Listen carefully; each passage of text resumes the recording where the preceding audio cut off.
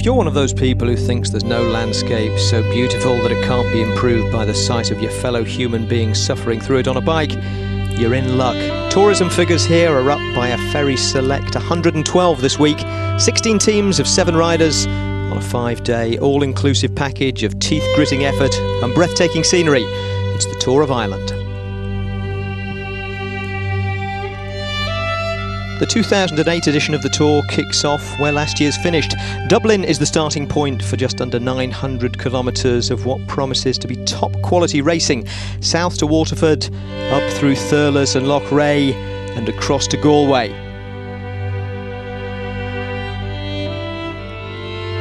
Then it's down to the spectacular coastline at Dingle, before a final stage on what might be the hardest stage from Killarney across to Cork.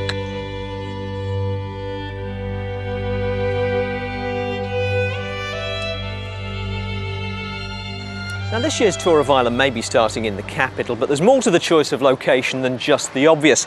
Because instead of going for the familiar, slow-dissolve, music sequence friendliness of the historic centre, the Tour organisers instead have come out here to Dublin's Docklands, which, let's face it, don't occupy quite the same amount of space on the city's postcard racks. Without banging people over the head with it, there's perhaps a message in there about the way they'd like the race and maybe Irish cycling to develop, because Dublin's Docklands are the site of the country's biggest ever regeneration project. Billions are being spent reviving Dublin's docks, and the names involved are on the same scale as the project. No city qualifies as world-class these days without a Daniel Libeskind structure. He's building a theatre here. Anthony Gormley's adding some sculptures, and Santiago Calatrava is contributing the Samuel Beckett Bridge across the Liffey. Biggest of all, though, in name, public profile and sheer height, will be the collaboration between Sir Norman Foster and U2. When it's finished, the U2 Tower, with its hotels and shops and recording studio, will be the tallest building in the country. And Dublin's docks, by the closest thing Ireland has to a royal decree, will be deemed to have been regenerated. I think this is going to be one of the great places in the country to hang out and work, and I tend to stay here.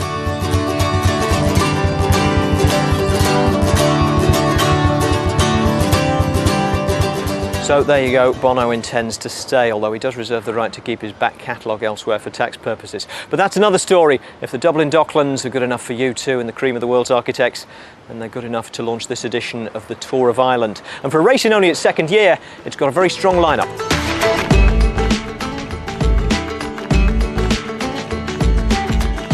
The world's top sprinter Mark Cavendish is here with his 4 stage wins from the Tour de France. He's on 11 for the season now and heads a strong Columbia team that will be looking to lead him out for number 12. America's other big team, Garmin Chipotle, are here too, led by David Miller. Garmin carry Ireland's best chance of a home win in the form of 22-year-old Daniel Martin, and he carries the burden of expectation that comes with being the nephew of Stephen Roach. Ireland's other cycling great, Sean Kelly, has a team in the race, and they feature Paddy O'Brien, second behind Martin in the Irish National Championships this year. The Irish national team is led by the veteran David McCann, while David O'Loughlin is just back from representing his country at the Olympics. Keep an eye out too for Simon Clarke, perhaps the best of a very strong Australian under-23 national team. There you go, Dublin Docks, about equal numbers of construction workers and riders today, and plenty of strength in the field apart from the men we've picked out. Mark Cavendish has men like Bernhard Eisel and Adam Hansen alongside him to help him look for the stage win. David George, just back from Beijing, captains the all-South African MTN Energade team. And Tinkoff have a mostly Italian lineup punctuated by a couple of Russians. So all set for the race start, short of the government seal of approval, which wasn't hard to get.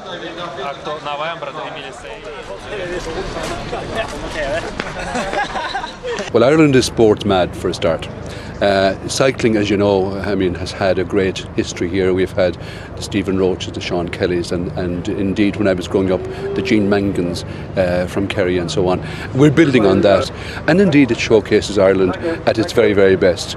We're obviously anxious to promote Ireland as a destination for cycling tourism, and I've seen an awful lot of people coming here. We can't guarantee you sunshine, but we can guarantee you great scenery, challenging stages where you can cycle up the sides of mountains and down the other side and so on.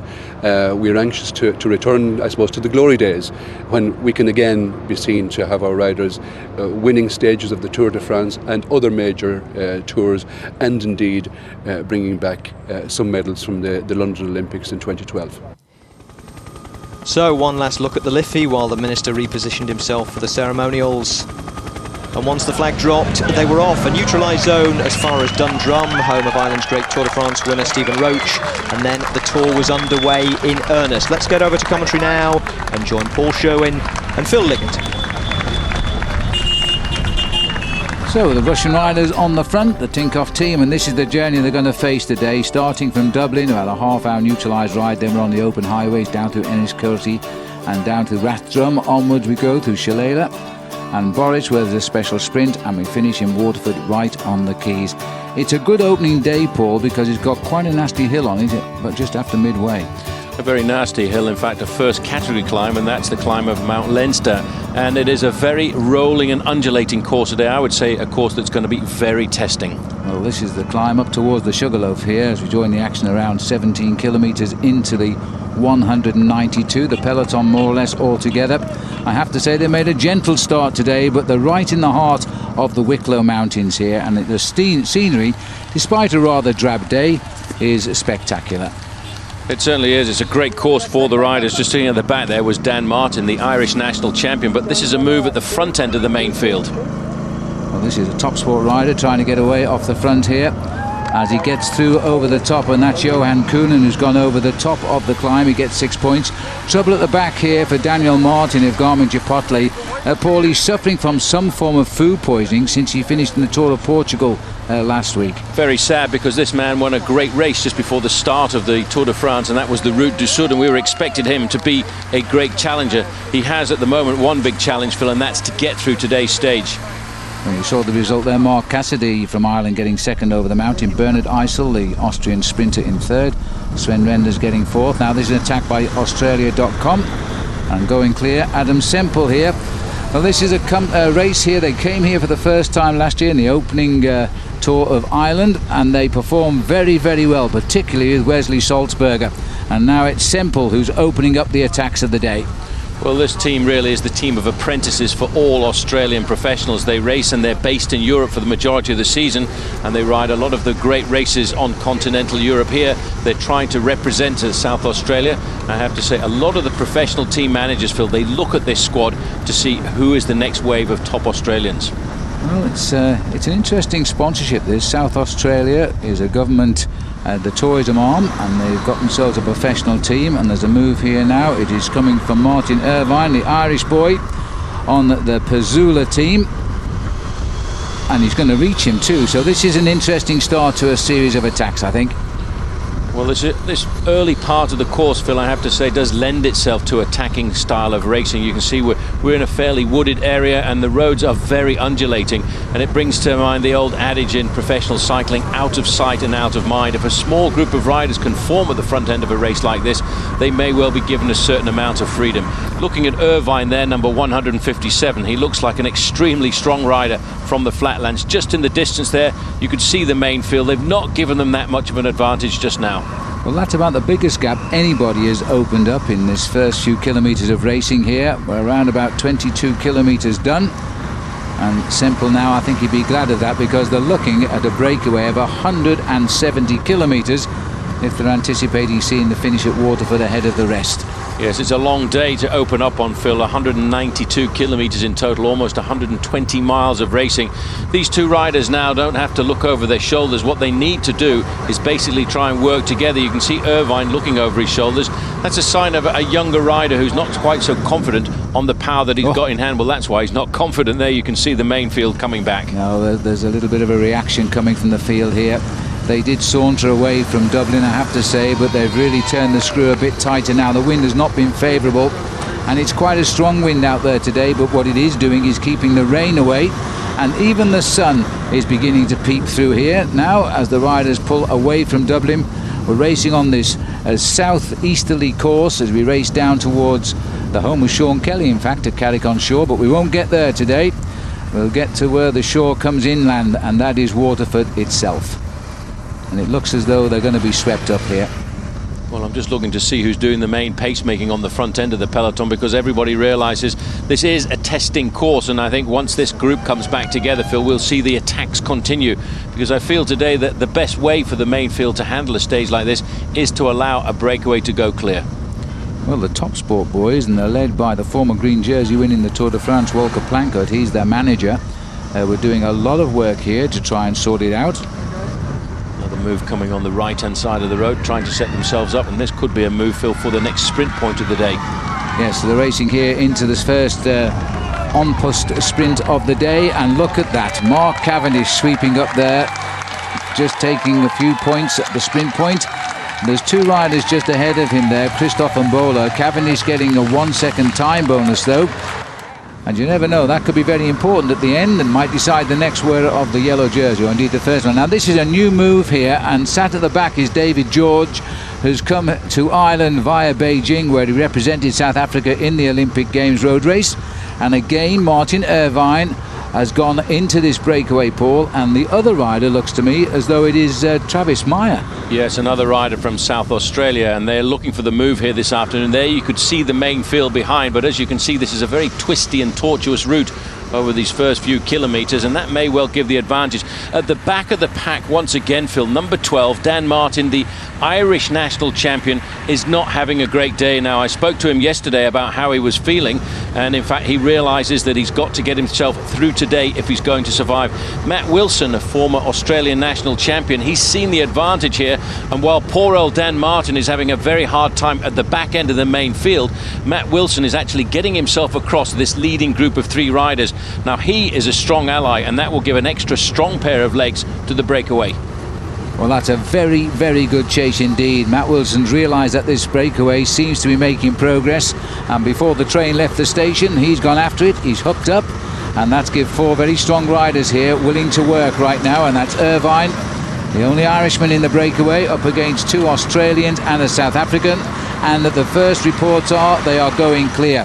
Little bit of a counter-action here coming from Team Tinkoff. This is Sergei Klimov. He's the strong man on that, but they've reacted to him straight away and shut him down. Well, he saw the possibility of getting across the move there, but you can see everybody closing it down now. There's another problem here. Now, I think this is a puncture. Is this Wilson? Now, this is Matty Wilson, and in fact a bit of panic there. He's got himself a rear wheel flat tyre there, and he's trying to get the wheel out himself. He's waiting for the mechanic to come. The mechanic stopped on the right-hand side of the road there, getting the back wheel in. This now, Phil, is going to be a very hard ride back for Matt Wilson to try and join the three leaders, with the next sprint point on the road just up ahead. Well, this is Rathdrum. Rathdrum has 48.7 kilometres covered here. Wilson is still behind. He's chasing back, but the others have regrouped. Now let's see what they do about this.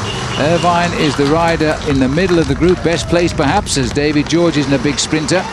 But here he comes, and Irvine is going to get the small 3 second time bonus at the on-post sprint line there. So he's building up a little lead, and there's Wilson, and he's coming back. So he's going to be back very, very soon, and we'll have four riders once again all together in the lead. There's the result of the sprint at Rathdrum. Irvine, George, Travis Meyer, Wilson, and these four are building quite a lead over the field. 4 minutes 26 in fact. And the beautiful county of Wicklow shortly to give way to the county of Wexford now as we continue our journey down to Waterford. And the big climb of the day is a first category climb, Paul, of Mount Leinster. It'll take us right up into the heather. Now the four riders who got away, George was the first attacker in the yellow here after 35 kilometres. The other three joined him, and they're holding a lead over the field now of just over 4 minutes. Well, they've all worked very well together. I have to say the strongest rider in the climbs, Phil, in fact, is David George. But look at this gap now. It's gone up to even a higher amount, 5 minutes and 5 seconds. But you can see, looking at the main field, as they start to stretch out into that long line, that's an indication that there is a lot of pressure at the front end of the main field, but there's too much pressure here for Martin Irvine, because he was the rider who looked for the breakaway here this afternoon, Phil, and I think the gradient is just a little bit too much for him.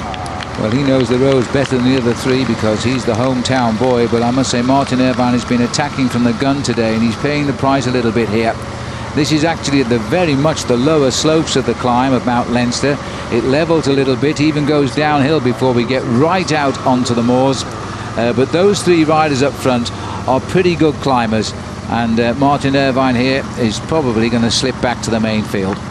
I would expect the strongest rider in the front to be David George, and it's not really a big surprise here, Phil, to see Team Columbia on the front end of the main field. This is Maurice Possoni, Italian rider on Team Columbia. Now, the reason for this is because they've got probably the fastest sprinter in the world on their team, and that, of course, is Mark Cavendish. Where's number one? And they're a little bit concerned, I think, about the lead-away group having such a large advantage. At the two American teams there, Team Columbia and Garmin Chipotle, right up there. David Miller, the British champion, was up there behind them as well. These are the three survivors. We're getting out into open countryside now. David George is a very good climber, once rode on the same team as Lance Armstrong, which was US Postal in those days. And the other two Australians are looking pretty cool. Matt Wilson here, well, he suffered from the very serious disease, Hodgkin's disease, as a youngster, and he battled that with chemotherapy, and he came good, and he won the Australian Championship. A very emotional affair it was. But now Matt Wilson riding for Type 1, which is a diabetes team, and one of the riders in the race today does suffer from diabetes, and it's his birthday, by the way, so we'll wish Xavier a happy birthday at the same time. But these three riders now trying to look across the valley, you see, because right down where the cars are is where the riders are climbing from, and the main field just starting the climb here. 3:51 they're saying the gap, so they have reduced it, but look how narrow the roads are now. Well, these are very narrow roads, and it's still all over the front end, the pale blue jerseys of Team Columbia taking the pacemaking, taking the responsibility, because they have an aim right now, and that's to pull these three riders back into the fold. David George in the middle in the yellow jersey of South Africa's MTN there, Phil, looking very comfortable indeed with the rider in front of him, Travis Mayer, just sitting on the back, Matty Wilson. You can see here the main field. The third rider in that line of blue riders is Adam Hansen. His nickname is Mr. Crocodile because, in fact, before he turned to professional road racing, he used to ride a long-distance mountain bike race in the northern part of Australia called the Crocodile Trophy, and in fact he won it on 2 occasions. He did indeed. That's really a barren affair as well. He probably feels at home right here, right now, except there's no hills up there in the north of Australia. Well, the rider in the middle here is Travis Meyer. He's the brother of Cameron Meyer. Looks like our camera's upsetting the race referee here, but there we are. Cameron Meyer was 4th in the Beijing Olympics points race on the velodrome. Unlucky because he was also 4th in the World Championship, so missing out narrowly on the medal. And Travis Meyer here is a very good road rider. Another youngster coming through, a rider we'll probably talk a lot about in the 4 or 5 years to come. And he's developing well. He's read this breakaway. It's a good solid move, this. They are in fact holding this field at bay. No further news on Martin Irvine, but he's not been caught by the peloton. We do know that. So he's likely to get 4th over the top of Mount Leinster here. There's the top off to the right. Just at the right-hand side, you can see the supporters who've made their way to the top of this climb to see the Tour of Ireland coming over the top, and Meyer on the front here, very happy to set most of the pacemaking. Now, once they get to the top of this climb, there will be a lot of points available for a competition, the King of the Mountains competition. And in fact, you can see there, Phil, it's Matty Wilson makes the first acceleration. Yes, he wants the mountain points. This is the second climb of the day, but it's the steepest and the highest points, and he's taken maximum points there in the King of the Mountains competition. And going over behind him is Travis Meyer and David George, and the gap is now 4 minutes 20 to the main field, but Martin Irvine is still ahead of this main field. Irvine is caught in no man's land. That's the big sprinter on the front, Bernard Eisel, and he's the man who theoretically would be the lead-out man for Mark Cavendish if it comes down towards a sprint at the end. But I think Bernard Eisel is leaving a lot of his energy on the road this afternoon to try and pull these three riders back. They're on the descent now, Phil, and it's a very tricky descent, a narrow descent and fairly bumpy. Moving up into second position is Mark Cavendish, and I think that's to lend a little bit of psychological support to his teammates, because Cavendish is not one of the greatest climbers in the sport, but to ride at the front on a climb like this is an indication to his teammates, I'm in good form, mates, let's keep the pressure on. I think that's a good indication to his team. He's feeling very good, because that was a tough climb. Matt Wilson gets it. Martin Irvine did hang on. He's got 8 points in fourth place, but they're closing in on him. The other three, though, are still clear by 4 minutes and 20 seconds. We're coming off the top of Mount Leinster now, heading down into the little town of Boris, which will take us to 135 kilometres. And there's another on-post sprint there as well. David George lying off the back here. The sprint is just around the corner here in Boris as you make that corner. And you know what, Paul? George has given the best to these two. He's dropped off. Well, that is amazing, because he was one of the strongest riders on the climb a few moments ago. This is not really a climb up through the main street of Borisville. It's just a slight acceleration by Matty Wilson on the front here. He knows that there are 3 seconds time bonus available for the first three riders to go across the finishing line. But I can only believe that David George, who's a very experienced professional rider, Phil, has absolutely hit the wall. Bear in mind, as you mentioned earlier, he's flown here via South Africa, but of course on his way to South Africa he left Beijing, and maybe the time travel and the difference in time has actually got to him. Well, that can only be the answer. He might still be a little bit jet lagged after the long journey from China. This is now the Harlequin formation of David Miller and his American team, Garmin Chipotle. David Miller led them into the Tour de France this year as well. Well, this team as well have got a very good sprinter on board, Julian Dean. He too was at the Olympic Games just recently, and he will be thinking about the possibility of a win at the end of today. Now caught in no man's land. You can't see into his eyes, but I'm sure if you could, they would tell us the story that this man has hit the wall. Yeah. Maybe he wasn't feeding himself properly, maybe he wasn't keeping the energy levels up, but he really is suffering here, Phil, and he's going to very shortly, I think, get picked up by the main field. Still in no man's land is Martin Irvine at Petzler Racing, and in fact he's back in the main field. That's absolutely right. Well, I feel a bit sorry for David George, but he's still looking at nearly 50 kilometres to go to the finish here, so he's going to be in a spot of bother when that field come up behind him. Meyer, by the way, here, who's the elder brother of the family, he has won the Tour of Wellington in New Zealand this year. He's also won the Tour of Berlin, which is a real tough race in Berlin. So he's got good form, and he looks as though he's anxious to keep this race going. Still doing a lot of work for the team. Maurice Personi here, who is the pacemaker for Colombia. They need to bring this race back together if they want to launch their sprinter at the finish in Mark Cavendish. Personi goes over the sprint there in fourth place. He gets 1 point, but no time bonuses. Well, the race is now passed through the 135 kilometre point, and the next hill to be tackled will be Saddle Hill, and that's just up the road. Now, before we rejoin the racing, a quick game of Finnish Town word association, because the odds are that if I say Waterford, you're going to say Crystal, and if you thought that just meant decanters and chandeliers, you couldn't be more wrong.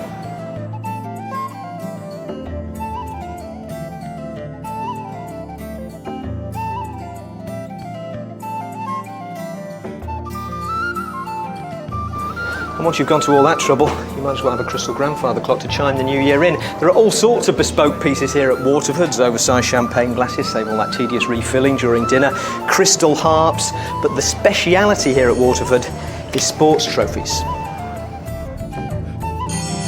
Whether it's Tiger Woods at Pebble Beach, Serena Williams in Miami, or Formula One in France, pretty much any major sport that doesn't go in for a tin pot puts in an order for something weighty from the Waterford range. Although I say range, these are all one-off designs, and of course it's pretty much obligatory for homegrown events to have one. Here's this year's Irish Derby Trophy. So no prizes for guessing what all this has been leading up to. Here it is, a beautiful one-off, the custom-made 2008 Tour of Ireland Winners' Trophy. A word of warning though to whichever lucky rider eventually lifts this in Cork on Sunday. It cracks in glass, according to the helpful press pack put together by the PR department here. Travel at nearly 5,000 kilometres an hour. All right, that's it from the Waterford Crystal Factory. Let's get back out on the road and rejoin the racing. Well, racing for a nice piece of crystal will be the winner of today's stage, and here we are with the two survivors of that four-man breakaway now as we come into Innistig, and this is a very nasty little climb. It's only been given a second category ranking, but it is certainly the steepest climb of the day. Just wait till these riders get around the corner. You'll get a chance to see just how steep this climb is. On the front, it's Mayer of South Australia in the second position. Another Australian, Matt Wilson there. The gap, Phil, I have to say, they've extended once again up to 4 minutes and 21 seconds. The main field now must be starting to wonder how strong these two Australians are. And if you look up the road, well, this is going to test just exactly how strong they are, because this is a brute of a climb. Well, the last check we got on the bunch, it was just over 3 minutes, 3 minutes 18 seconds. Here they are, still under control of Team Columbia from the United States.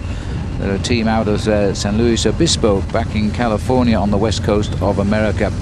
Now, over the top of Saddle Hill, Matt Wilson was first again there at 119 kilometres, and then again at 147. So he's getting a nice little collection of mountain points here.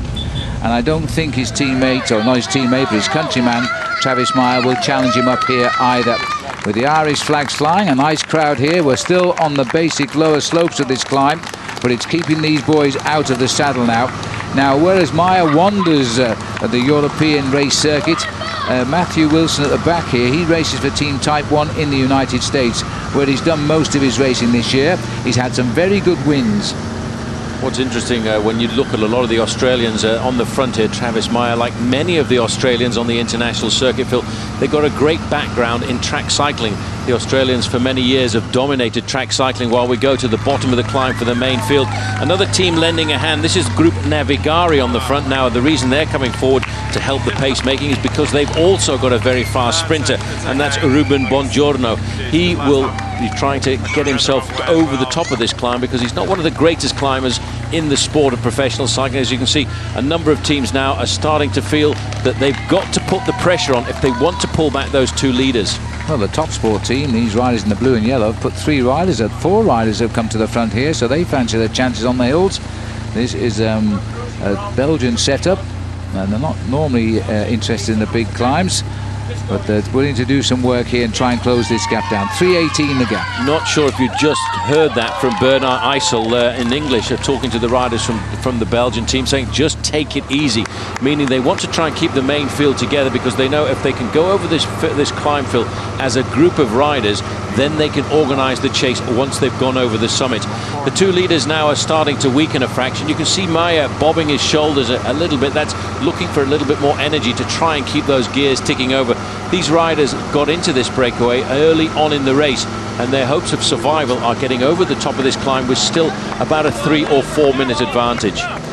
Once they get over the top, they've got 36 kilometres to the finish. It's not all downhill by any manner of means, but once they get off these very narrow roads, they'll swing onto the main N25, which will take them into Waterford, over the bridge and up the quays for the big finish. It's still a long way ahead when they're commanding a lead at just over 3 minutes, but they don't look to be that tired. Yes, Meyer is suffering, you can tell by his face. Wilson looks very confident, but two teams interested in the catch here. Team Columbia in the light blue, and the Top Sport Flandern team from Belgium, who've got virtually all of the team at the front now. But Paul, the pace, it has been steadied down by Eisel, because the whole pack is climbing together. That's the logical thing to do when you've got strong teams, is to make sure you've got as many riders as possible go over the summit of the climb. There's an indication that this is the summit of the climb, and that will be a sigh of relief, I think, for Matt Wilson. He's still got very supple legs there. You can see his cadence is nice and high. In the middle, in the black jersey of the British team, Rafa Condor, that's Christian House. He'll be looking to try and get himself some points towards the top of this climb, while still Bernard Eisel is the man orchestrating the tempo at the front end of the main field. I think we will see, once we go over the top of this climb, Phil, 3 or 4 different teams starting to set the pacemaking to try and pull back or definitely reduce the advantage of the two leaders. Well, David George has been picked up, so too is Martin Irvine from that leading foursome. Now down to just the two, and Top Sport again creeping up on the outside. They've got a real interest here. One thing's for sure, though, with no official mountains left on today's stage, Matty Wilson will be the first leader in the King of the Mountains competition. Johan Koonen, who won the first climb today, getting third there, so he's keeping a nice point score. And Michael Barry, the Canadian on Team Columbia, is the rider who's come over in the blue just behind him there. That's the situation in the King of the Mountains after today's stage. No more points available. Matt Wilson will pull on the leader's red jersey in that competition for tomorrow. He's got himself amassed 31 points. These two riders have only one other interest now, and as they come up to 25 kilometres to go, the field behind are closing in. Well, we're looking down on the city of Waterford here as the River Shore heads in towards County Waterford and onward towards County Tipperary. And two riders still dangling just in front of the whole field here now as the first stage of the Tour of Ireland, Paul. It is down from 7.5 minutes to 30 seconds, and we're about 7 kilometres from the line. Well, that's going to take these riders around about 8 minutes. You can see the face on Mayer here. He probably realises the chance of survival here this afternoon has pretty much gone out of the window, but they will not give up until the group here, Phil, actually makes contact. A lot of different teams moving to the front now. You've got Top Sport from Belgium trying to get all over the front of this. Garmin, Chipotle, that was Trent Lowe trying to pull these riders back into the field because they'll be thinking about their sprinter, Julian Dean of New Zealand. Well, these two are having a chat and shaking hands. They've been in the lead, by the way, for just under 150 kilometres, but there's no way they can hold the field off now. It's all over. The professional catch as the sprinters teams have chased them down on the main road into Waterford. This is the Route National N25, and there's the peloton. It isn't a complete peloton. They've shed a few on the chase, but all of the big sprinters have got the men in that bunch. That's the important thing to remember. You can see the main field fanning out over the road there. I think, Phil, this is a little bit of a lull before the storm, because once we get into the outskirts of town, they'll start to pick up the pace. This is one of the top teams in the world we're looking at here, Team Columbia. They're all lined out in a big long line. Hansen was in 3rd place of Australia. 4th place, though, was, of course, Mark Cavendish, who's looking, I think here, Phil, for the win today. Well, Matty White and Travis Meyer move over to allow the train come through. Now, these are the riders here of Team Columbia from the United States. They are having a tremendous season. Now, the manager of this team is Brian Holm here from Denmark, himself a former Tour de France rider. We have a microphone in the car. It's a good time to find out what he's telling the riders. Okay, guys, keep up the speed, but don't go too fast, okay? Save a little bit for the last kilometers, okay? Go fast, but don't go too fast. Riders of the Team Columbia, but in 2nd place. Mark actually knew the finish today, yeah? He knew it? Yeah, he said he did it when he was a junior. He could remember downhill for 3Ks. Okay. Then the U-turn and back to the finish. So Okay. He knew it exactly. Well, all the riders there have little earpieces. That's how Brian's speaking to them. Now, he mentioned there Mark Cavendish. Well, he rode the Junior Tour of Ireland, which had the same finish here. I think, Paul, it was 5 years ago, and Cavendish didn't win. He was 4th. 4th on that occasion, but I tell you one thing, he remembers the finish line, I think, to perfection, because yes, there's a left-hand bend at around about 1.5 kilometres to go, another left-hand bend once they've got over the bridge with 1 kilometre to go, but the important thing is to make sure you go around that corner in the ideal situation. We're looking now here at the front of Team Columbia, really setting up the pace, and I think those words from Brian Homefield were quite right. Don't go too fast, too far out from the finish, because you've got to keep the control inside of the last 1.5 kilometres. If you use your energy too early and start to fade, what happens then is your sprinter gets swamped. Well, there are some very good finishes in this peloton here in this year's Tour of Ireland. Not least, of course, the big Mark Man is in blue. He's at the end of the chain there, Mark Cavendish. 4 stage wins in the Tour de France, which is half the British record in one helping of the Tour this year. The record is 8, and that's over a whole career of Barry Hoban.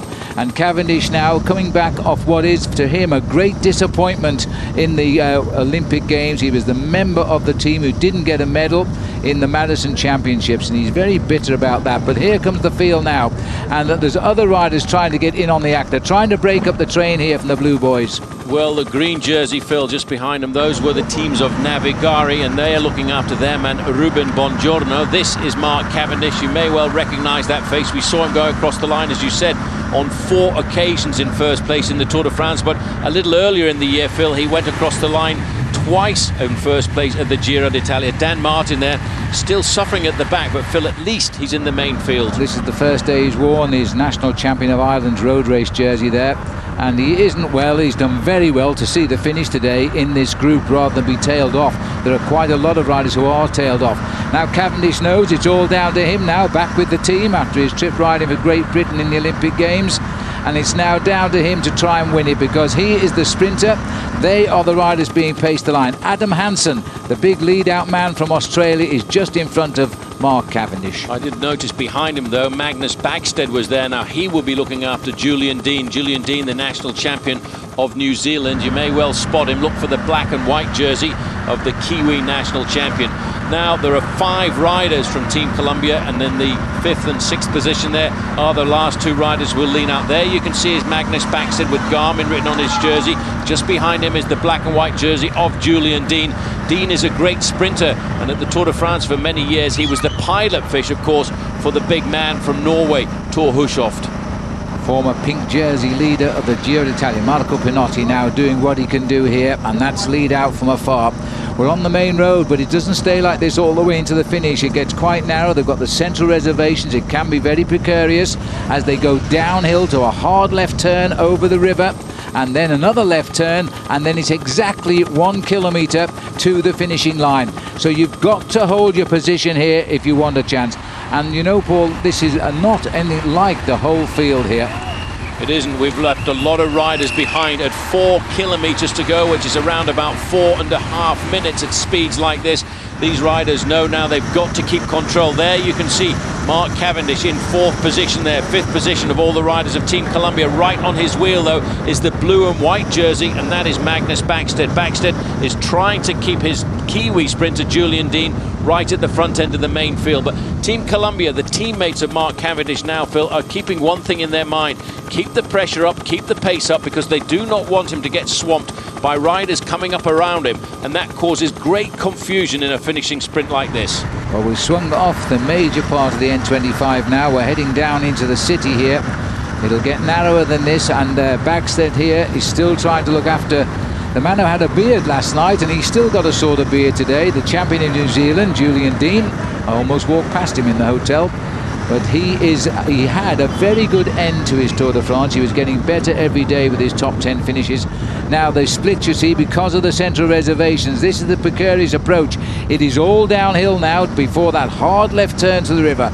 2 hard left turns, one over the bridge, and then the final one as they come off the bridge. Now you can see them keeping the tempo nice and high. They want to keep this sprint as safe as possible and stretched out into a big long line. It's always very dangerous coming into any city in the world because of these directional islands, and that's why the riders have to be extremely alert.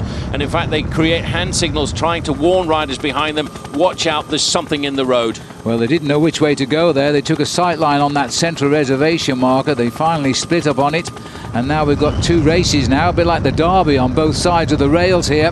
They'll come together at the end of this reservation, but it's hard work for the boys on the left, and Columbia are right to guide Cavendish on this right. This is the faster way. Well, they know exactly what they have to do. In the minds of all these men in the light blue jerseys of Columbia, they're just thinking about how much further they can push themselves, how much they can keep the pace up at the front end of the main field. Rubens Bongiorno is peeking through there in the green jersey. He's looking for the wheel of Cavendish, and he's got it. This is the battle that goes on with the sprinters. When you want to win a sprint, you find out who the fastest guy in the sprint is in the main field, and you try and lock yourself onto his wheel. And if you can, you come out of the slipstream, just like you do in Formula One car racing. Well, from the helicopter here, you get some idea of the speed of these riders now. They're probably riding around 65 towards 70 kilometres an hour. And they've got to break down from that as they turn left across the shore. And then left again for the last kilometre, which actually is a superb straight for a sprinter. And they've got the advantage here, and Team Columbia are taking them over the bridge.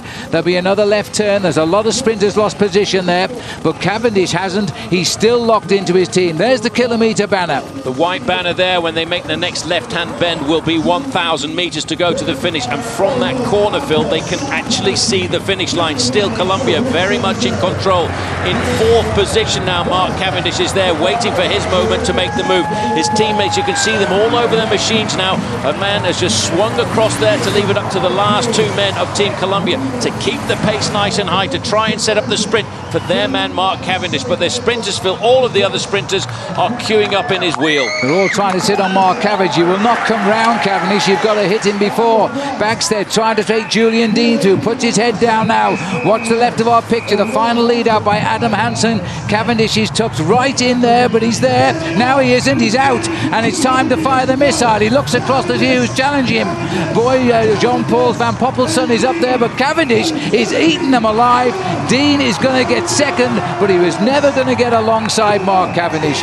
Mark Cavendish has won the stage, and he's opened up this Tour of Ireland with a win, which is what he didn't do as a junior.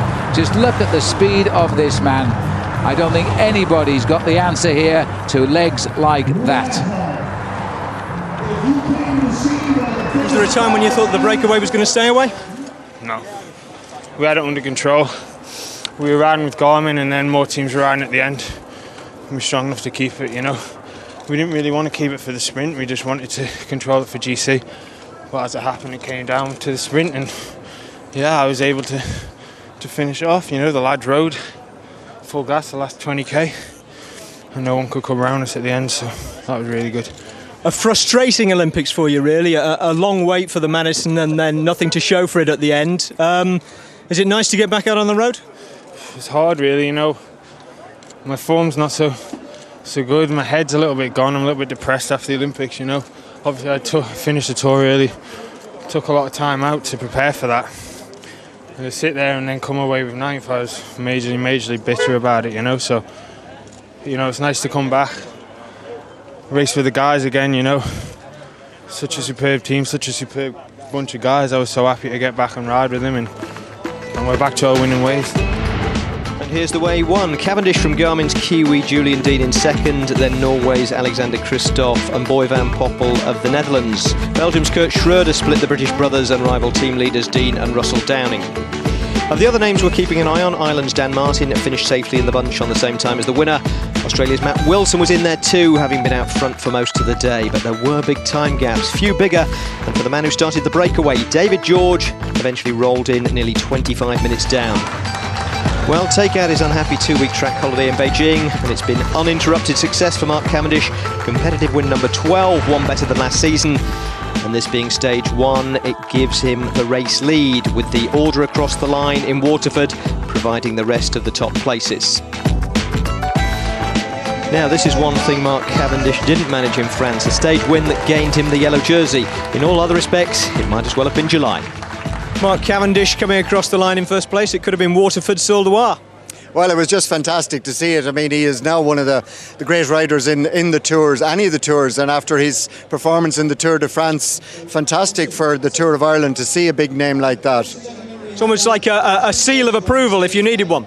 Absolutely, and as you can see, the city is in the blue and white for a hurling final, so the right colours came over the line as well.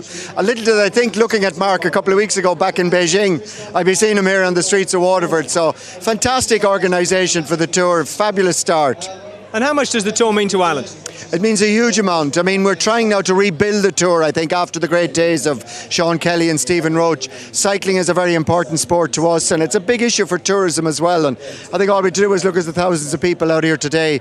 And I think with a name like Mark Cavendish now leading the Tour, I'm sure there'll be huge crowds for all the other stages around the country. And a decent crowd on the podium on day one, as Cavendish was joined by the other jersey wearers. Matt Wilson in red leading the mountains competition, Alexander Kristoff in the green of the points leader, and Boy van Poppel keeping the white jersey of best young rider warm, while Cavendish is in yellow. So the broom wagon's in and stage one is over. Stage two, dare I say it, looks like another flat, fast finish, and possibly stage win number 13 on the season for Mark Cavendish. There'll be no missing him tomorrow, of course, because he'll be in the race leader's yellow jersey. Mind you, spotting Cavendish isn't the problem, it's catching him.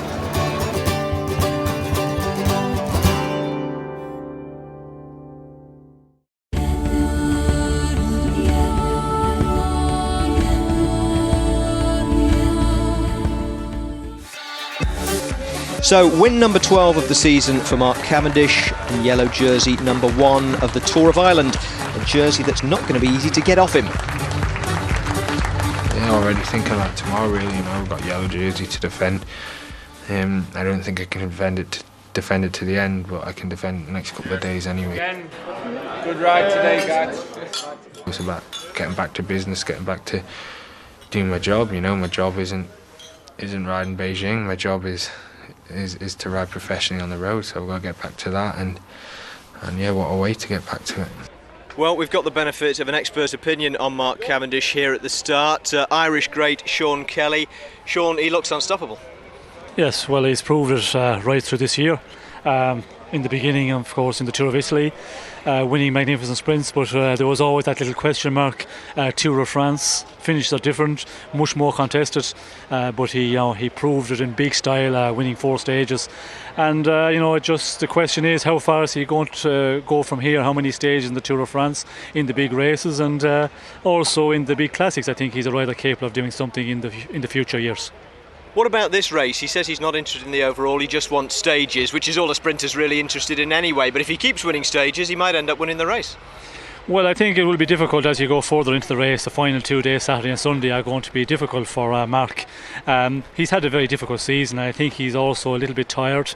We see that yesterday, he was struggling a bit, and normally he would be able to stay in that leading group without any difficulty. So, I think the team are going to play a number of cards within the Columbia team, and that's something in this race, end of season, a lot of teams are in the same situation. Now, what about seeing a race like this return to Ireland? You obviously knew the Nissan Classic. There's been a big gap. Tour of Ireland came back last year. It must hearten you to see it. Yes, well, it's magnificent to see it back, and last year, back on the road for the first time after many years off. It's great to see it, and it was a very good event last year. The crowds turned out, and this year it's growing again. You could see that yesterday in the first stage finish in Waterford, and I think it's going to go from strength to strength. And when you get teams like we've got here, some of the best teams in the world, that's very important, and I think it's a race that we'll see for many years to come. And you've got your own team, of course, based in Belgium, but bringing on a lot of Irish talent. Yes, well, we've got the academy, which has been there for 5 years, and from that we started the team 3 years ago, and it's a sort of stepping stone. It's a second division team as such, so it's a feeder team, and hopefully the riders, if they've got the talent, we're giving them a very good programme. They can go on to get into bigger teams. Now, you know these roads better than anybody. What do you make of today's stage? 158 kilometres here from Thurles to Loughrea. Well, today is probably one of the easier stages. When we go on from the stage into Loughrea today, I think it gets more difficult the following 3 days. But this race, it's a very difficult race to predict, because I think the big teams, if they have a man in the break, they might allow it to go on, and that's something you have to be careful of, to be in the break. We see it last year on the first day. It was decided on that stage. I think we could see it again today, and today is definitely a dangerous day for a breakaway. 8-10 riders, and it could be the general classement tied up. And if there's no breakaway, can anybody beat Cavendish? Difficult to see anybody beating Cavendish. He's got a team around him. We see it yesterday. He had 3 or 4 guys, take him into that final 150 metres. On his own, he's majorly difficult to beat. But when you've got a few riders about him, I think impossible to beat in the finishes here. The stage is not going to be difficult enough to really test him. So I cannot see anybody in a bunt sprint taking him on. All right, a breakaway or a Cavendish win. Let's get on with the racing.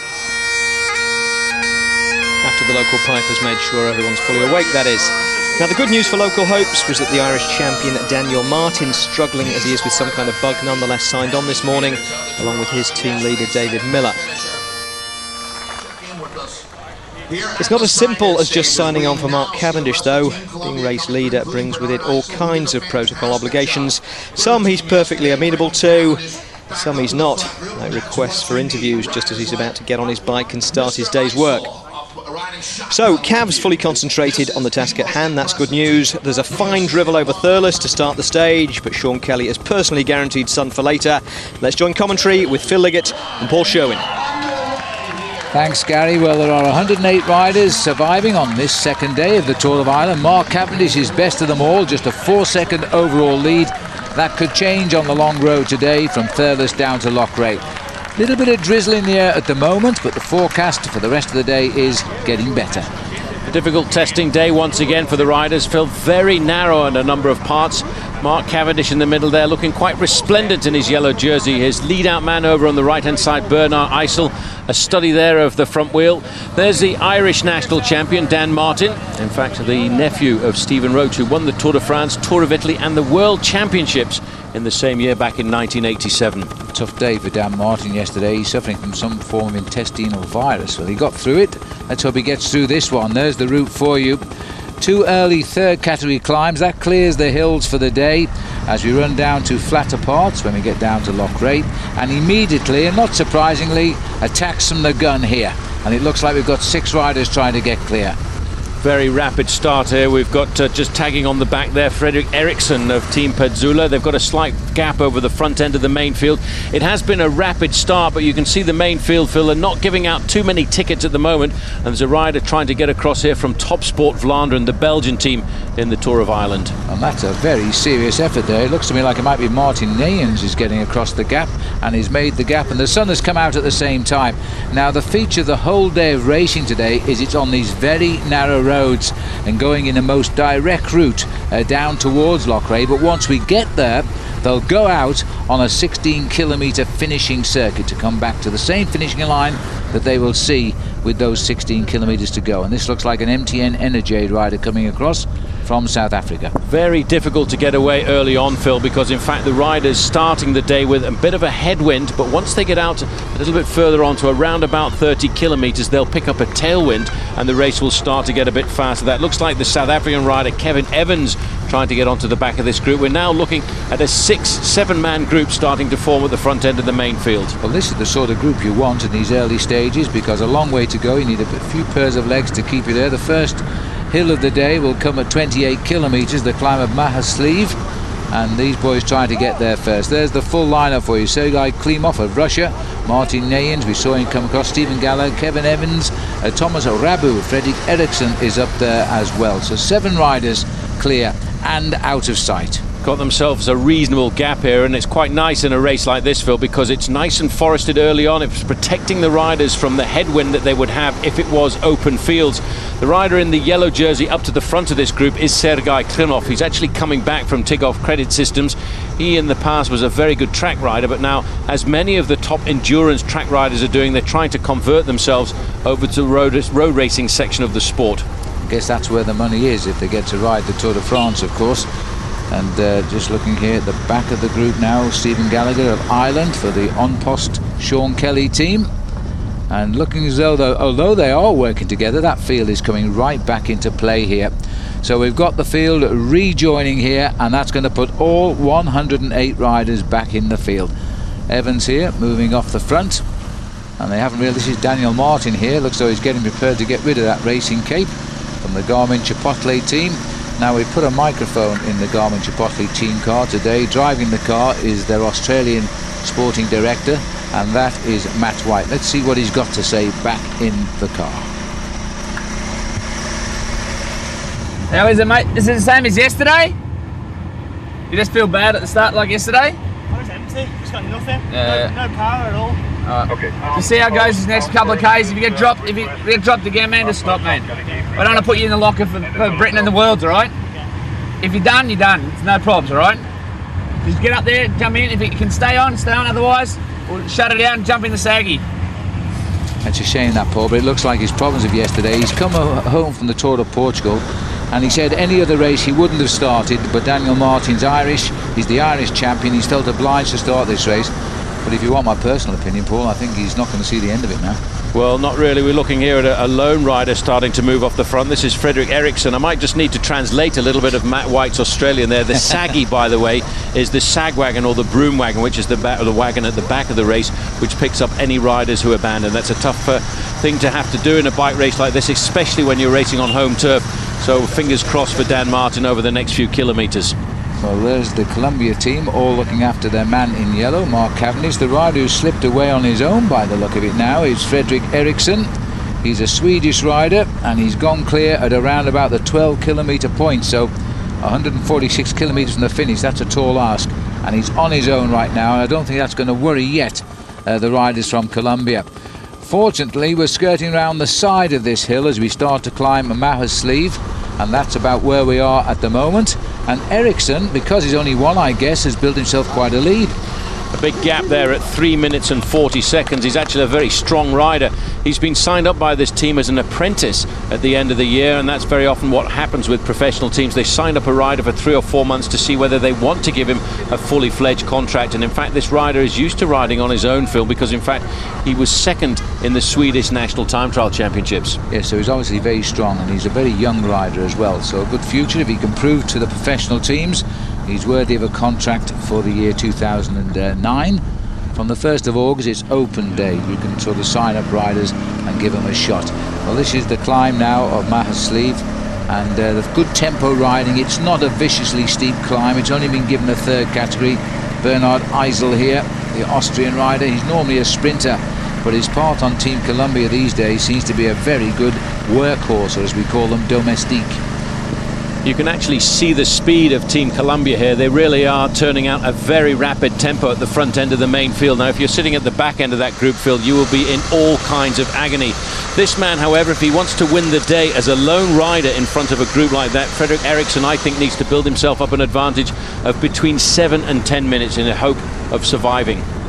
Well, he's a new boy as far as professional road racing goes, and I'm sure he's aware of that, because these big bunches have a habit of chasing riders down as they run down towards the finish. But there's the peloton, not surprisingly, escorted by the Team Columbia from the USA, all of the blue jerseys, looking after their one man from the Isle of Man, in fact, Mark Cavendish, who got a big win yesterday. And he said he doesn't want to win this race, because I don't think he can, quite honestly, but he wants to win on as many stages as he can, but we'll find out. He's come out of the Olympic Games a little bit depressed at not getting himself a gold medal alongside the rest of the very successful Great Britain team, but here I think he does want to try and show the world that he is one of the greatest sprinters. This is Fredrik Ericsson now, Phil, coming to the top of this climb now, and he's going to have himself a very large advantage. And on the descent, I have to say, having seen the descent, I would be very happy to be riding on my own and not in the main field, because it's a very narrow and dangerous descent. Yes, the roads are very, very narrow today, and they stay pretty much narrow all the way down to the finish in Loughrea. They get a good wide road to run into the town, as they're now looking here to finish off the sprint to the top, because the riders here are trying to work out for the man in the red jersey. This is the Team Type 1 from the USA, and the rider on the front there, who is doing all of the work at the moment, is Xavier, and he's been the rider, Paul, who has been one of the riders on the team, the only one in fact who does actually suffer from diabetes here.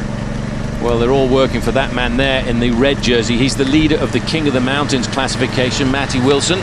He's formerly been an Australian national champion, and he's looking at the back end of his teammates there, waiting to see when the King of the Mountains point is going to pop up in front of him, because he wants to keep chipping away at the points. He leads this competition, which is won by winning the most number of points over the top of designated climbs throughout the Tour of Ireland. So far, he's the man who's got the most places.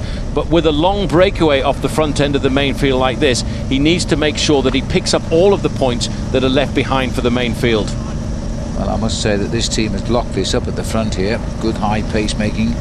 Mark Cavendish won't be interested. You can see his yellow jersey down the back there. The gap's forming now as they try to race for the line here. There's the big lead out for him, and now if he'll have to take on Simon Clark, who's nipped through for SouthAustralia.com there. He doesn't know where he is. He's looked around for him and he's not contested it. And so Matt Wilson gets the points that matter, which will keep him in that race leader's red jersey as King of the Mountains. He gets 4 points. Ericsson got the 6, and he's over 3.5 minutes ahead. Now, we saw the Irish champion Daniel Martin suffering. He's since made a visit to the doctor's car, suffering with a stomach bug, as he has been since before the start of the race. And it'll be a great pity if he has to stop, because he's the best rider Ireland have had since the great generation of Sean Kelly and Stephen Roach. So he should be when you look at his pedigree. Nephew of Stephen and son of the former British pro cyclist Neil Martin. So this is a job and a race he's been preparing for pretty much his whole life, give or take a week. I went to my first bike race when I was 10 days old. So it was some kind of criterium in the British pro scene or something. I'm pretty sure I've gone to a bike race pretty much every week since. And I've just grown up within the sport. and with my mother was the sister of Stephen Roach. So obviously my team were pretty excited with the genetic possibilities involved in that connection. Well, Dan's DNA is doing pretty well for him so far. A brilliant win in the Route du Sud in his debut season for Garmin, followed by victory in the Irish National Championships at the age of 21. It was a really special day when I won the title, because obviously the week before I just won the Route du Sud. I was on top form, and I was the favourite for the title. I mean, everybody was looking at me, and to go out and win it solo like I did, it was a really special day, and it's a massive motivation to just even start the race, because if it was any other race I wouldn't be here. I would have gone back home, because I was really sick yesterday. But hopefully that motivation, the support of the Irish public will be able to get me through these first couple of days, and we'll be able to go for the stage win on the last day. It's very rare to have guys of Dan's style of rider, pure climbers, who can excel at such a young age, because it's such a hard part of the sport that normally it takes you a few more years to mature. So the fact he's achieving such success at a young age is, I wouldn't say it's comparable with me, but because I'd say it's even bigger what he's doing. I mean, he's got a big career ahead of him if it carries on at this rate of progression.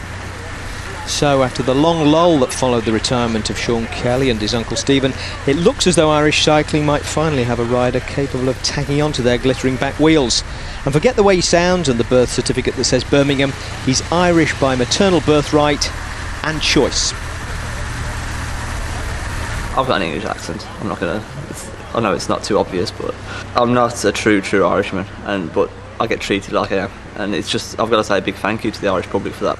And I might not have the accent, I might not have the pedigree of 100% Irish, but my mother was Irish, so it's not like I'm halfway there. But with the reaction I get from the public, it's definitely I feel at home here, and I love it here.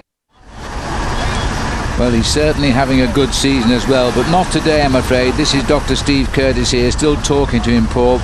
He is actually struggling, there's no doubt about it, and yesterday he felt if he could get through, then today would be okay, but it doesn't appear to be the case. I think it's only, Phil, really because it's the Tour of Ireland that he's battling to try and stay in the event. Normally these kind of viruses, they can disappear after 24 or 48 hours, but it's going to be a tough one, I think, for Martin today.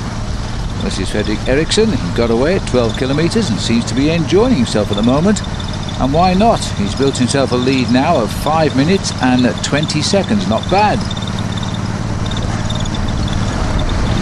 Hey, Australia! Well, it sounded like go Australia. I don't think it was quite that what he said, Paul. I think it was a little bit of Swedish coming out there. Happy enough, but he is showing us he has a great time trialling ability, and is holding around about 45 kilometres an hour, which is really very good. Well, we're coming up now to a sprint point, and this is an important sprint point because there are time bonuses available here. We're looking here at the sprint at Silver Mines.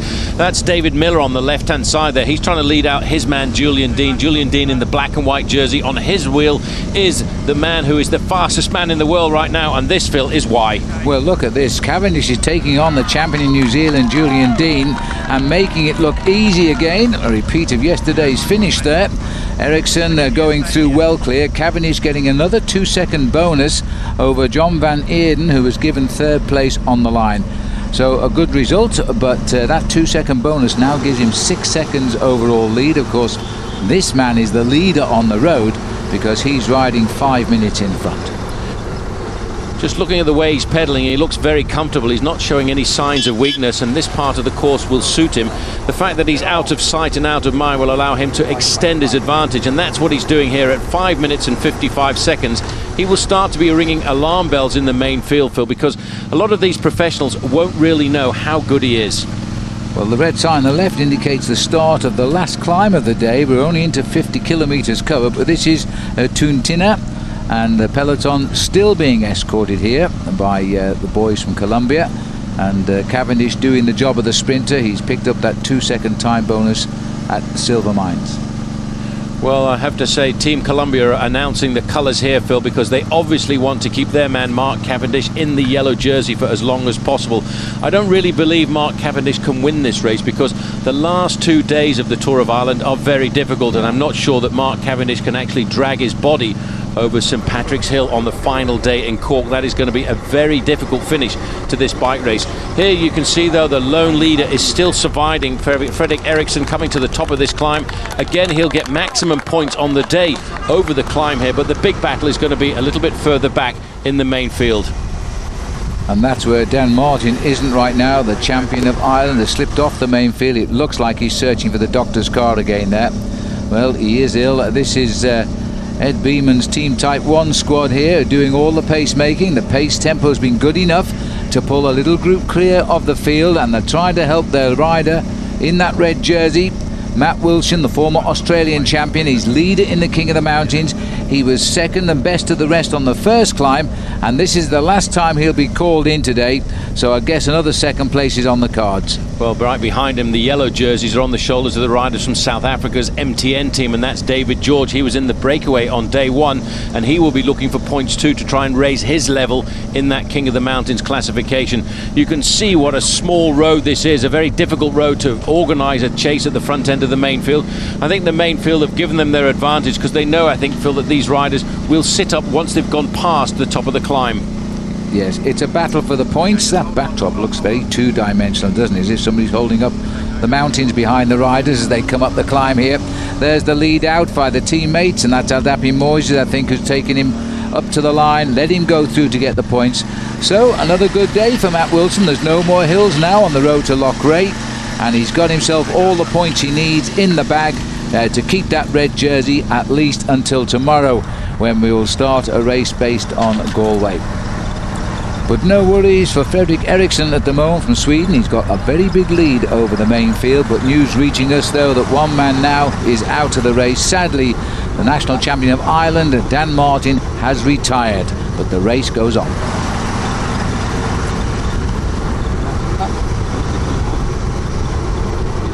Now, the race has left Thurles, but we couldn't in all conscience without stopping to pay our respects here at the Hayes Hotel, the birthplace of the Gaelic Athletic Association, founded here in the billiards room in 1884.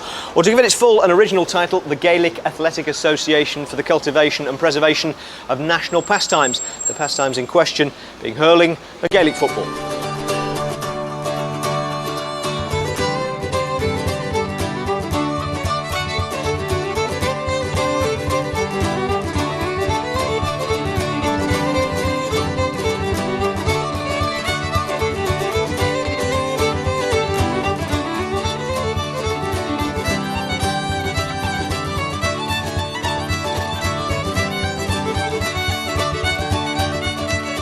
Hurling and football is so entrenched in the psyche of the Irish people that it has no equal as a sport, because it's in every parish. At the minute, as the All-Ireland hurling final is about to take place on the 7th of September. You have Waterford, who are appearing in their first final in 45 years, having defeated Tipperary in the semi-final by 2 points a few weeks ago. You sound like a bit of a man saying that. Yes, well, I suppose whatever sadness that we had has vanished now, and we're looking forward, like everybody in Ireland is, to the final with the kingpins of modern day hurling, Kilkenny, and that promises to be a marvellous occasion.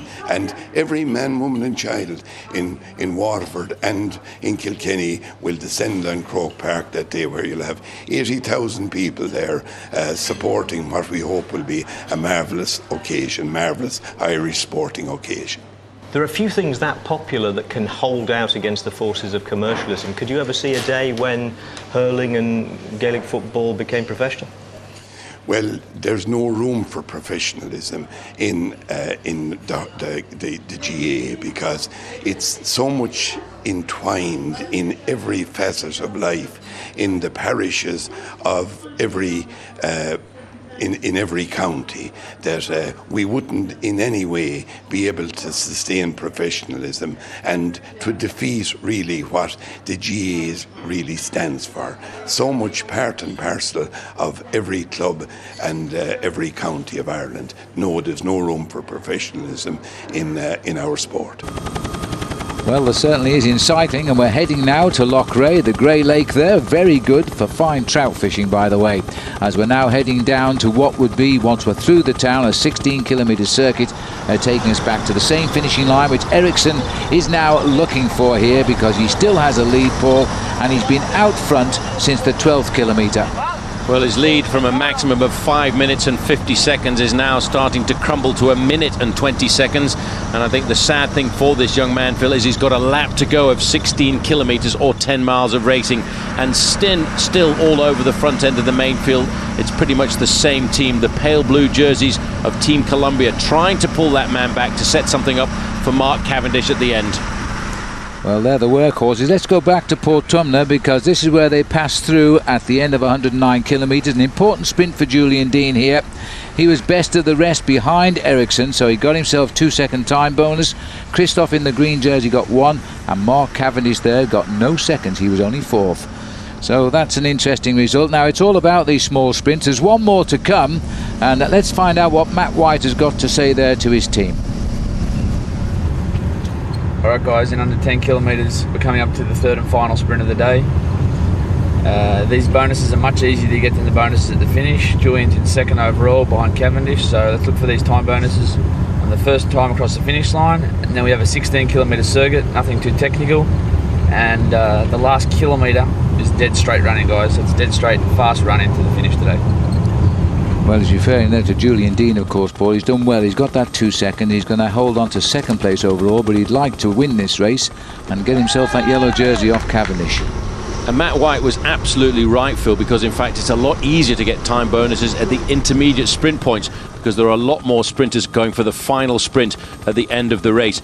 Here, though, we're looking at the lone leader going through the kilometre kite, which indicates a kilometre to the finish line, but sadly for him that indicates 17 kilometres to the actual finish, because he's got that one lap of 16 kilometres still to do. And they're closing in now, because every time we hear Radio Tour, the time checks are coming down. And you can bet your life it's all being done by Team Columbia to try and end the breakaway here. He's been in the front for just over 3 hours now, Fredrik Eriksson from Sweden. And this is his first really big professional race, because he's on trial to see if he's good enough to make the grade. Well, I think he's demonstrated today that he most certainly is, because he's been out on his own, and at one stage, as Paul said, he's held almost a 6-minute advantage.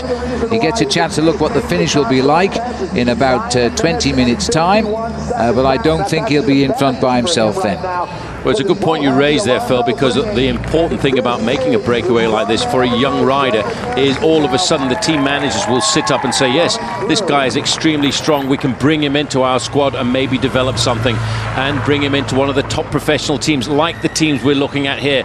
You've got Team Columbia all over the front, but look at the move on the right-hand side. That is Garmin Chipotlin. That's the team of Julian Dean, and Dean was right in the slipstream of his teammates. Well, they've all been listening to what Matt White has been telling them. Get the sprint bonuses before the big sprint to the finish. This is the final lead out now from the Swedish rider Magnus Backstedt, the only Swede to have won a stage of the Tour de France. He's moved over and Julian's gone for it. Mark Cavendish has not, and so that's a little bit more time for Julian Dean. He's got to watch Christoph at the back there, who can't get it, so he goes over second, and that is another 2-second time bonus there for him. So that's very valuable indeed. He's closing in on Cavendish at the moment, who again didn't get any time at all. Well, actually, looking at the way Cavendish raced there, Phil, I don't think he was actually trying to go for those time bonuses. He was just covering the move. He is the leader of the points competition, don't forget, with 37 points over Christoph and Julian Dean. Again, a lot more points heavily padded at the end of the stage. Well, look at the effort being made now by Ericsson. It's no longer a fast and fluid rider here. He is hanging on to just 40 seconds, and they're going to swoop that up in no time at all now. He's out on the big finishing circuit of some 16 kilometres. 40 seconds is a reasonable distance. He's coming around Loughrea here. We're on the other side with the town itself, and the peloton here, well, it's all about when the catch will be made now. When the cameras pull away and they go wandering up the road, you usually see the lone leader. Well, if you correlate 40 seconds, that's around about 600 or 700 metres at speeds like this. These riders on the finishing circuit at around about 47 or 48 kilometres an hour. That is the lone prey that they're looking for. That's what they've been searching for throughout this stage here this afternoon, and they're trying to time the catch to perfection. You don't want to catch a rider too far out from the finish line, because what it does is it lends itself open to counter moves happening. I think he would have needed 3 minutes here at that finishing banner to have survived, so it's not to be. He only had just on a minute at that stage, and so now he's going to stick to his guns. He's had a terrific day out, and we certainly know his name for the future now. We've never seen him race before, but he's become quite a star of the day. There's the race referee just telling him the time gap in his ear. Well, it's about half a minute or less. They are thundering down behind him right now, and it's all being done by Cavendish Columbia team. Ericsson from Sweden is not going to give up though, Phil, until these riders have pulled him back into the fold. Tight squeeze there for the main field as they get around that car, but everybody's through nice and safely.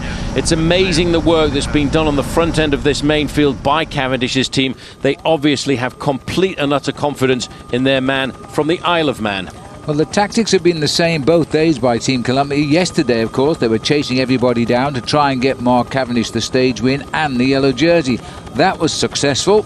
Today, they're closing it down to stop anybody else getting Cavendish's yellow jersey.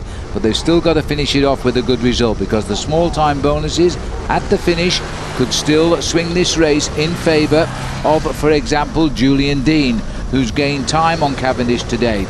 With about 120 kilometres at the front of the race in his legs, I can tell you one thing: this slight incline is now starting to look like a mountain for Ericsson. Looking over his shoulder there, trying to judge just exactly where the front end of the main field is, Phil. Well, I think if he looks round one more time, he'll see them breathing down his neck. Well, another tight fit for the peloton there. The car's being pulled off by the police, of course, but nowhere to put them on this narrow road as he now makes his way back towards the finish in Loughrea. But the dream moment will not come now, because the catch is about to be made. The camera swings, the peloton is on him. First time they've seen him since the 12th kilometre, and there's about 8 kilometres still to go.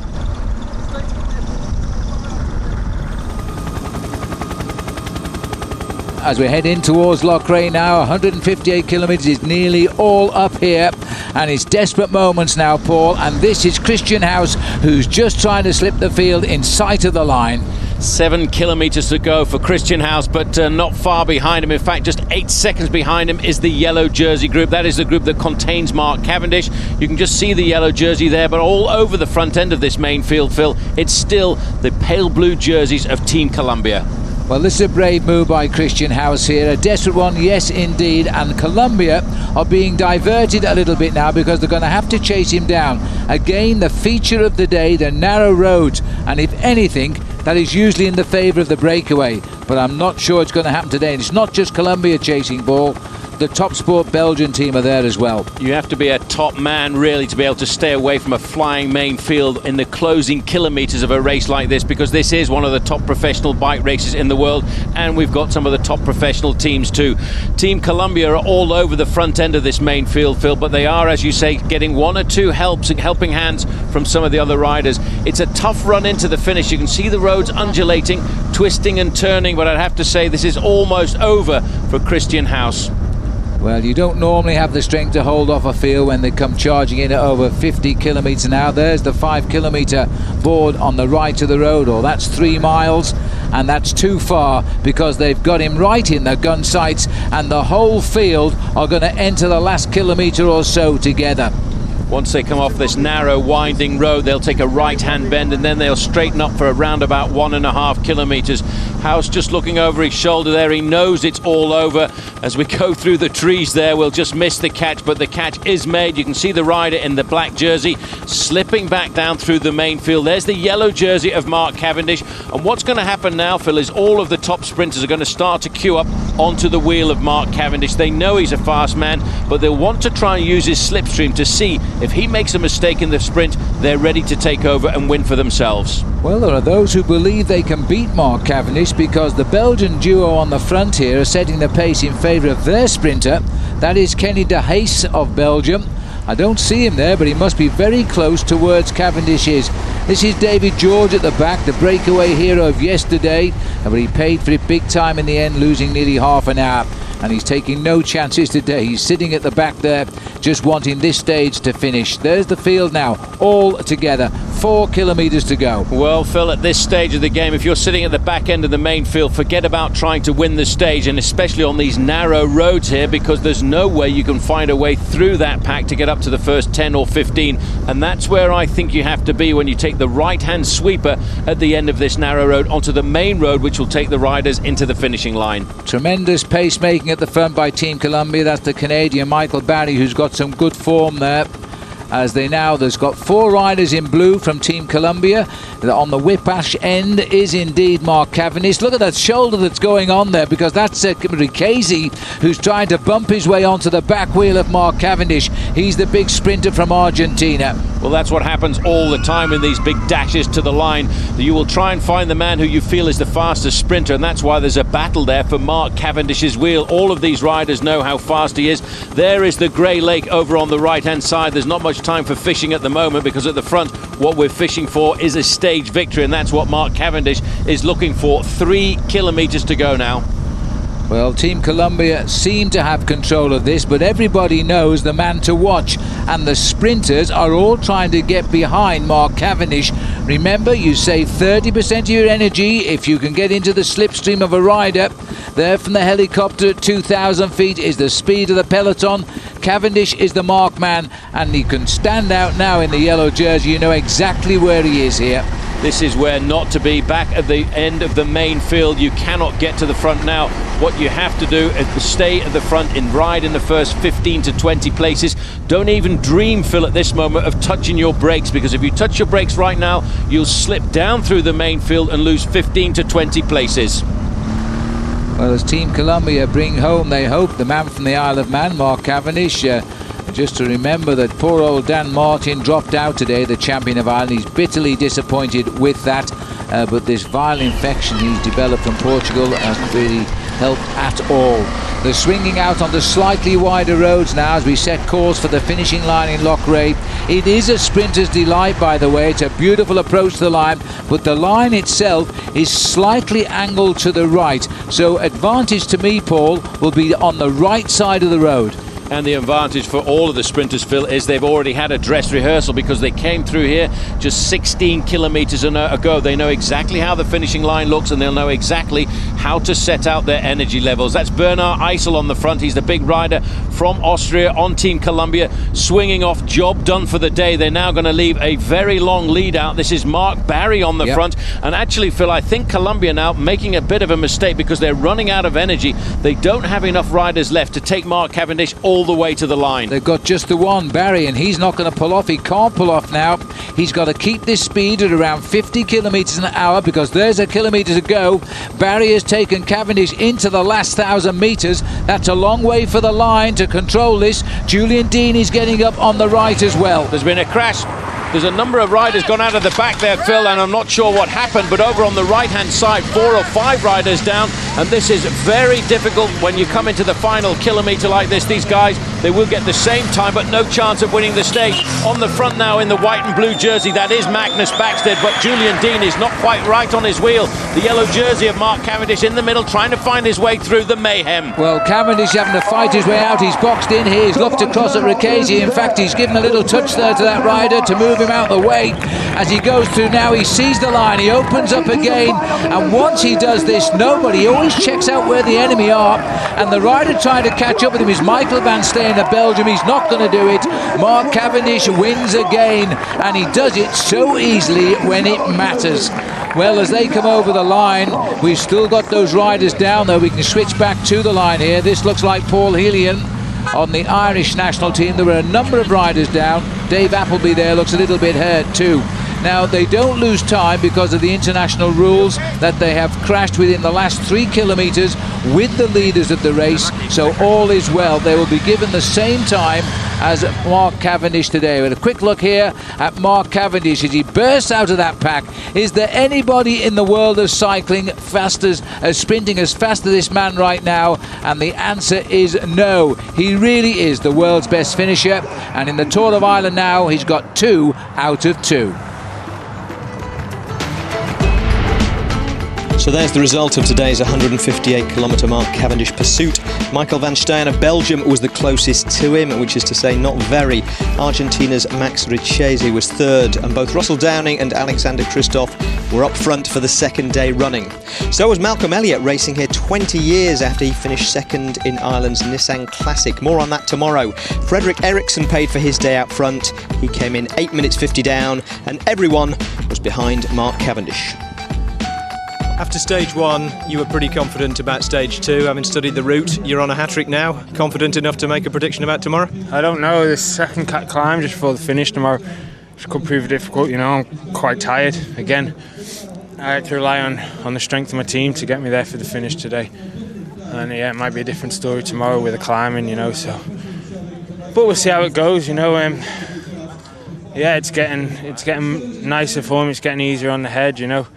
My disappointment from the Olympics is going with every win, so yeah, hopefully I can get one more. So. You talk about the strength of the team. You say you're not here for GC, you're just after stage wins. Who are you setting it up for GC?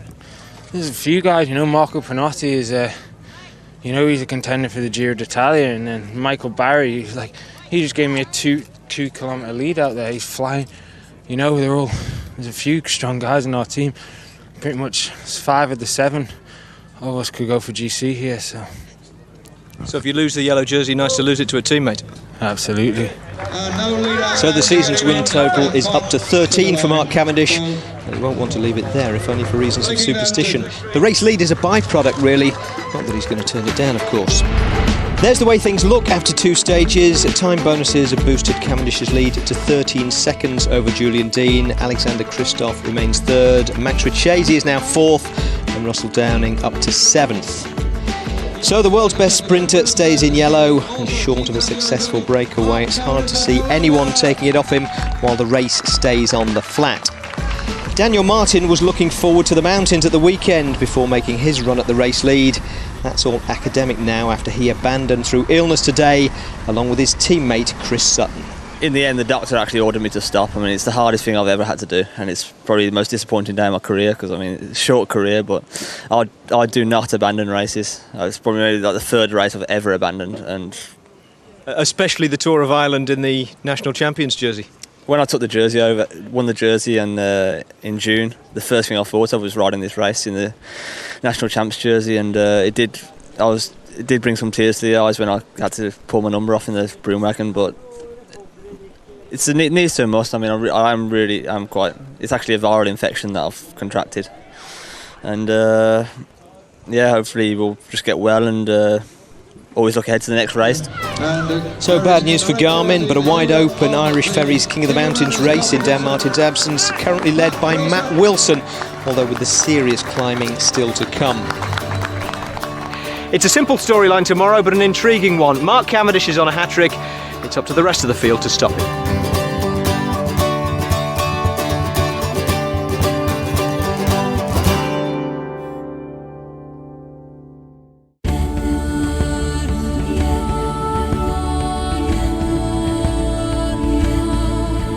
So the plotline on stage 3 is simple, which isn't the same, of course, as saying that it's easy. Mark Cavendish is on a hat-trick, and it's up to the rest of the field to stop him, with the aid perhaps of a couple of second category climbs on the road from Ballinrobe down to Galway. And you won't be surprised to see that it's taking the scenic route, 201 kilometres, the longest stage of the race, looping out from Ballinrobe through County Mayo, across the border into County Galway, and then south to Galway itself, with 2 third and 2 second category climbs along the route. Should be a good day's racing. Let's join commentary for it now with Paul Sherwen and Phil Liggett. And Ballinrobe, the first ever time it started here. Everybody ready to go and time for a drink perhaps. Riders signing in at the start. 104 riders facing up to the longest day of the race. And local rider David O'Loughlin here, because he comes from literally down the road where we're passing through in a few minutes' time. And that's the town of Cong. Town of Cong, which is where the riders will go through after around about 11 kilometres. But that really is only an hors d'oeuvre of what the day is going to be here this afternoon, because I tell you, we're going through some magnificent countryside. That's David Miller there, the leader of the Garmin Chipotle team, losing the Irish national champion just yesterday, Dan Martin, who failed to finish due to illness. Well, BMX cycling was introduced into the Olympic Games in Beijing. This man's probably training for the 2012 in London. Roll-out time, and no doubt who's in yellow. He's won both stages so far. Mark Cavendish from the Isle of Man, who races here on the American Team Columbia. What an incredible season this young man is having, despite not coming back from Beijing with an Olympic medal, which he's still very disappointed about. 201 kilometres, Paul. It's the longest day. The weather is questionable. The roads are narrow, but we'll be stunned by the scenery today for sure in counties Mayo and Galway. Certainly a magnificent backdrop. This is a magnificent bike rider as well, because Malcolm Elliott is 13th overall at the moment, Phil, in this bike race. He's 47 years of age, and it's hard to believe that 20 years ago he was riding in the Great Nissan Classic, and that really was phenomenal. He finished in second place overall. There's the 0 kilometre, so they rode 4¼ kilometres. That doesn't count. Now the race is on, the watches have started. A stage race is always based on time, and the man with the shortest time over the 5 days and 550 miles of racing gets the final trophy at the end. Early breakaway here, Magnus Bagstead charging away with Kieran Power, and they have got off to a very fast start. 2 riders already out with a touch of a viral infection of the Garmin-Chipotle team, but Kieran Power, he's powering on. This is Magnus Bagstead, the largest bike rider in the professional peloton, weighs in excess of 90 kilograms, and he'll be looking for the early move this afternoon. And with the weather conditions the way they are, and of course the kind of road that the riders will be racing on, very narrow after about 20 kilometres, very testing course, it's the sort of day when a big breakaway could possibly survive. Well, this is the town of Cong here, where David O'Loughlin is the native and done a lot of training, so he'll know all of the course today. Will David, former champion of Ireland, as he now is in the peloton, which is only a few seconds behind these 2 early leaders. And it looks like the whole town has turned out here as well. We'll be heading up alongside the shores of Loch Mask in a few moments as we head on to the first climb of the day, which is second category, so it's quite steep. Magnus Bagstead there in the white jersey of Garmin-Chipotle, just looking over his shoulder, waiting for a little bit of assistance to come. There is the front end of the main field, and when you see the main field stretched out into a long line like that, that's an indication they're not allowing these 2 riders too much freedom, Phil, and I think we may well see a really return of the main field to the 2 escapees.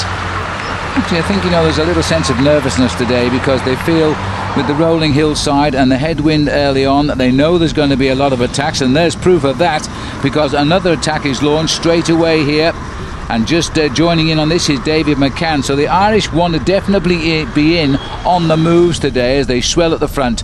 There's the main field though, holding them in their sights, and there's the beauty of Loch Mask now, as the riders will come right around the rim of this big loch as they head up towards the first climb of the day, which is the hill climb at Finney, taking us through 26 kilometres.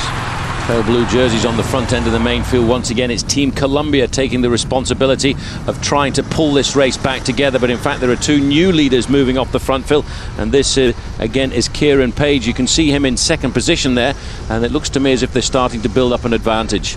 So as we look at 2 leaders forming, as Brian Stevens is the man in charge of the SouthAustralian.com team, and we've mic'd his car today, so let's hear what he's got to say to them. Leaders are just hit the KOM, fellas. Leaders have hit the KOM. This is the same climb we did last year, fellas. I recognise it from last year. Watch it up here. It'll go down up here for sure. Yeah, it's a good point that, Paul, because for many of the riders who rode in the inaugural Tour of Ireland last year, this is a familiar route to them today as they climb up towards Finney. The 2 leaders are Kieran Page and Kurt Hoogelink, a Belgian and an Irishman. They're on the climb. It's not too steep, but it's a nice little leg warmer as we go now deep into the lochs and fjord here of Ireland. Lovely area. Magnificent area, but the weather's starting to change a fraction. This is the right-hand bend at the bottom of the climb. You can see a little bit damp underfoot, and these 2 riders are reaching probably the hardest part of the climb here. If they look over to their right-hand shoulders, they may well just catch a glimpse of the main field, because they're hovering at around about a minute and 15 seconds over the front end of the peloton, who for the moment don't really seem to be too concerned about those 2 escapees. Well, these riders in the mauve tops there, Brian Stevens, young riders there, sat near the rear of the bunch. Not a good place to be right now, because once over the top of this, a very quick descent back down into the valleys. We head off towards Westport, and these 2 now keeping a good steady rhythm, but with such a long way to go today. Still 175 kilometres left when they get over the top. there's no reason to rush away. So they're playing a card, but they're not selling all of the energy at the same time. Hooverlink is sitting here in second at the moment behind Kieran Page. Very clever move, I think, by Team Columbia, Phil, as they reach the summit of the climb there. You can see Kieran Page getting himself maximum points. Team Columbia, I think, have seen how many attacks have come in the first kilometres of this race, and they've decided to allow those two riders a certain amount of freedom. What you can see is in the main field, calm, I think, has started to come into the peloton. Well, as you can see, they're filling up what is a very narrow lane again here, as Ireland a little bit shrouded by the mist today, but nonetheless conditions are good for racing. It's quite warm here, a little bit of drizzle in the air, but as these two make their way down now, the official gap is just 2 minutes to the field behind. They've gone over the top. Matt Wilson, the leader in the Irish Ferries King of the Mountains competition, goes over there in third place.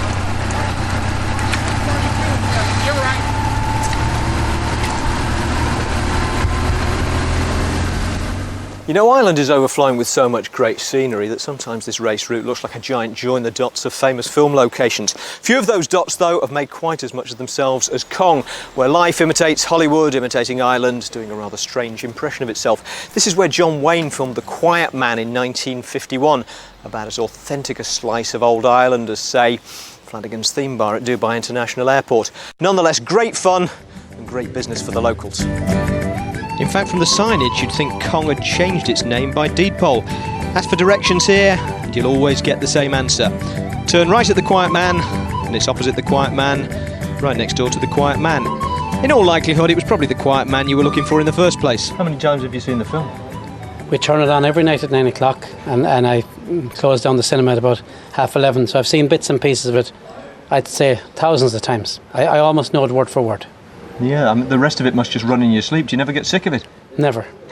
John Wayne is very interesting in March when we start off, but by December he wears a little bit thin, but I never get sick of it, never. With its vision of an isle that couldn't possibly be more emerald, where the locals wish you the top of the morning from the greatest possible altitude, and featuring a 9-minute fight scene over a flame-haired woman that stops at half-time for a pint, The Quiet Man was never going to win the Irish Critics Award for Cultural Purity. It did win an Oscar for John Ford, though, and the memory and mementos of John Wayne and Maureen O'Hara are still pulling the tourists in 57 years later. They're flocking in from all over the world. They're coming from as far away as Japan and China, and they're now even making the movie in Japanese and Chinese. The people who come in every year to Cong, following the locations and following in the footsteps of John Wayne, Maureen O'Hara and Barry Fitzgerald, are known locally as Quiet Man crazies. Not to their faces, mind. And although there are locals prepared to do sterling stand-in work at the drop of a hat or the request of a camera crew, it's the visitors who make Cong what it is, whatever it is. And since we can't afford the rights fees for a clip of the film itself, we're going to play you back to the racing with the Japanese John Wayne carrying the Japanese Maureen O'Hara over the threshold. Sort of.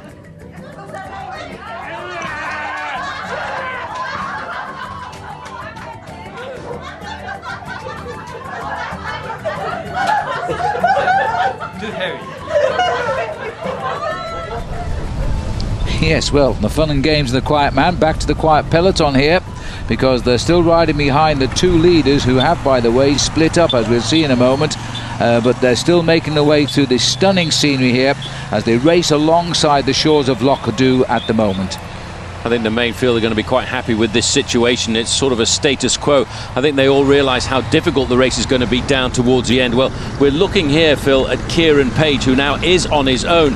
Now, the reason for that is rather a strange reason, as Kieran Page continues his advantage by going over the top of that King of the Mountains alone. The rider who was with him, by the way, the Dutch rider Kurt Hovenlijk, actually stopped at the side of the road to answer a call of nature, then decided it was too far to go to the finish and called it a day. Well, there was a reaction from the field, but he didn't call it a day before, when we're going back to Westport here, which was at 67 kilometres. He took the sprint here, the 3-second time bonus and the 5 points for the green jersey competition. Then we moved further down the road to Louisburg at 88 kilometres. Page and Hovenlijk were still together, but Mark Cavendish swept up from the rest, gaining a 1-second time bonus and even increasing his overall lead. Boy, he's eating everybody up.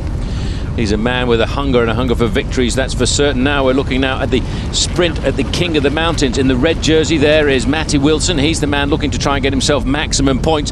His acceleration here, Phil, proving that he really wants to win this competition, and to win the King of the Mountains competition, it's all a question about being consistent. Even if there's a man away off the front, as Kieran Page is, Matt Wilson gets second and another 4 points. And David George third, and the time gap at that sprint line, 4 minutes and 25 seconds. Page still leading ahead of the field, but the catch is not far away now, because here we're heading up to the next climb, which is now on Mamturk, the 136 kilometre point. No time to admire the stark but stunning scenery here, because he's still clear of the field, but he hasn't got to the top of the climb yet. And Juan Francisco Moron from Carping Galicia is coming up here, and he's about to wipe him out, and the peloton are not very far here either. So it's closing up. There is the Pirates flag flying, and coming up the hill now, they are virtually all together as they race for the top. Looking right down the field here now, the whole field is back in the action. Let's hear it again from Brian Stevens. Okay, we start the Cat 3 now, fellas. Start the Cat 3. The pace has been pretty high, so the cracks appearing in the peloton this time over this climb. We've got about 35k to the Cat 2 climb. That's where it's all going to happen, fellas. It's all happening in the Cat 2 climb. 25k to go. Well, actually, Brian, it's 30 kilometres to go to the finish then, but never mind. This is what's happening on the climb now of Mamturk, and this is the capture here of Page, because if we pan back, I think you'll find that the field is virtually all together. They've started to take this race a little bit more seriously. In fact, you can just see the rider coming across here. This is one of the riders from the Spanish team, and this is the team from Galicia, and it's Juan Francisco Moron who's just making the junction. But if you look a little bit further back, you can see the front end of the main field. I would estimate that gap at not very much more than about 30 seconds. In fact, the Spaniard, Phil, has gone straight by. Well, Moron has decided that Page has got no more speed left in those legs. He's been away an awful long time, and he's going to go for it himself. Well, he's still a long way to go here, and the drizzle has started again now as we get up into the mist, and then there'll be the descent, and that final second category climb will come at 171 kilometres into the stage. Juan Francisco Moron, Carpan Galicia cycling team, looking over his shoulder there. He's got around about a 30-second advantage over the front end of the main field, but he's still got around about a kilometre to go to the summit of this climb, and the main field are now really starting to turn the pedal revs in anger. Well, this rider here is Maurice Personi, and he's one of the riders that Mark Cavendish on his team has tipped as a likely winner overall of this race when we finish on Sunday in Cork. Well, he's certainly working well just now, and the main field all together virtually now and snapping at the heels of the riders left in front. Red jersey again on the shoulders of Matty Wilson, the leader of the Irish Ferries King of the Mountains classification, but those riders in the pale blue jerseys of Team Columbia are doing an awful lot of work. There's Kieran Page. They're going to pick him up rather rapidly, and just over to the left-hand side is the lone leader from Spain, Moron, just hanging on by around about 25 seconds. Well, this is the Pazula team rider here of Kieran Page, sadly without a job by the end of this race, because the team will disband at the end of the Tour of Ireland, and these riders have got to look for something else. Well, that's David George, and he's been pretty active on occasion. We saw him on a long breakaway on the opening day of this race. He's now well recovered from that, and he's trying to close down this breakaway. Still the one rider, Moron, on the front and trying to make the top at least and get the prize, but it's going to be touch and go. Touch and go, because just behind the motorbikes there you can see the front end of the main field, and he's nodding his head around. His shoulders are moving from side to side. That's an indication the power is starting to disappear. Looking back again, not very confident at all. You can see, in fact, it's the teammates from Team Type 1 who are doing the pacemaking at the front end of the main field. But again, David George in that yellow jersey of MTN in South Africa, very present at the front end. It's going to be a big battle. Well, it's interesting. This George is trying to be the spoiler here, but there's the lead out now as it comes up towards the line. There's Sukrukovic trying to lead out Wilson again. Wilson's got his back wheel and a very good run at the line here. These are going to be more Irish Ferries King of the Mountains points here. He's beginning to make this competition look a little bit safe, even though the real big climbs are coming on the final weekend of this race. Even time to sit up, but watch the move on the far right. Wow, he nearly played that a little bit too close, but there's the result. Matt Wilson, Sukrukovic and Filippo Savini, that was, who got in third place, with Aldapi over in fourth.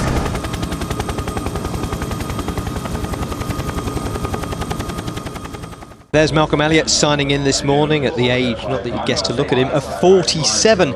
His contemporaries all retired years ago, and actually so did he, but he's been back for a while now, giving some of his rivals a quarter of a century head start and beating most of them. He's currently an impressive 13th overall. How are they feeling? Different from yesterday? Yeah, good. You know, from a rider from 20 years old. Someone said to me the other day that I'm the oldest pro in the world, and I'm not sure I'm entirely comfortable with that description, but I kind of like it, you know. First season was 1977 when I first started racing as a schoolboy. It's a question really of grabbing success when the opportunity presents. Malcolm's best sustained spell of success came in the late 80s, first with the UK's ANC Halfords team, then with successive Spanish squads where he racked up a string of victories. We were the strongest team in the UK at the time there. We pretty much won everything, you know, all the big races, and the 87 Milk race was one of them. The Kellogg's City Centre series that people still talk about to this day. In 1988, I rode with Stephen Roach and Robert Miller and Sean Yates with the Spanish team Fago. Best result there, obviously, for me was the Tour of Britain back then, and probably 20 years ago. 20 years on, the Sheffield sprinter is racing men who used to watch him race their fathers, like Jean-Paul Van Poppel's boy alongside him here. His aim, still to be the oldest pro in the world next season. I enjoy it, basically. You know, it is my life. And you know, it's good to have that back again, and the reason I continue is because why would I want to give that up? Indeed, Malcolm, why would you? What a credit to the sport. In fact, he gives Mark Cavendish 24 years, and that represents about 5 bike lengths in the 2 finishing sprints we've seen so far. Not bad. Well, there he is stalking the pack, Paul, and the pack are still basically stalking these two as they start the last climb of the day now, which is Kia. 171 kilometres covered once we get to the top. Very tricky climb here. This is Daniel Lloyd and Simon Clark. Simon Clark on the right-hand side. He's the Australian rider from South Australia AIS. Yes, and Simon Clark is in fact the reigning under-23 road race champion. He won that title in Bunningyard in Victoria. I wonder what his manager thinks of this. Yeah, just under 3 minutes the gap, so they're not making much. So if we can get over this climb with this sort of gap, you're a chance here. You're a good chance. I think he's right, actually, Paul, because this was a serious attack. It got clear as soon as the others were swept up, and they went away very quickly. And as Brian just said there, just on 3 minutes the gap. And Clarkey is a good climber. A very good climber. I tell you one thing, Phil, they're working very well together. Just a little earlier at Waterford, this was the sprint, and in fact it was Daniel Lloyd went through there in first place, getting himself a 3-second time bonus. And I have to say, these two riders, if they get over the top of this climb, Phil, with still about 3 minutes, they've got a serious chance of staying away today. Well, that little time bonus has actually put Daniel Lloyd ahead of Simon Clark in the overall classification, so he's virtually the race leader on the road. There's Cavendish gone through near the head of the race. Good decision. You can see the narrow entry to this final climb, and you can probably hear all the gears being snicked down a couple of sprockets ready for the hill, which is just around that bend. Very clever to see Cavendish riding at the front end of the main field. You need to start this climb at the front because it is a very narrow climb. But Garmin Chipotle here are also looking for something here this afternoon. That's Magnus Backstedt in second position. Third position is David Miller. I have a feeling today they're trying to pull this all back together because they're going to try, I think, Phil, and advantage their sprinter, Julian Dean. Well, this is Martin Mascant here. They've only got 5 riders left on this team. Remember, they've lost Chris Sutton and Daniel Martin with a form of food poisoning, so they're out of the race, and they're doing the work now to try and perhaps get David Miller into a winning position, or even Julian Dean right now is riding high. But these are the two leaders. I bet they haven't climbed many hills around the world that's got grass going down the middle like this one has.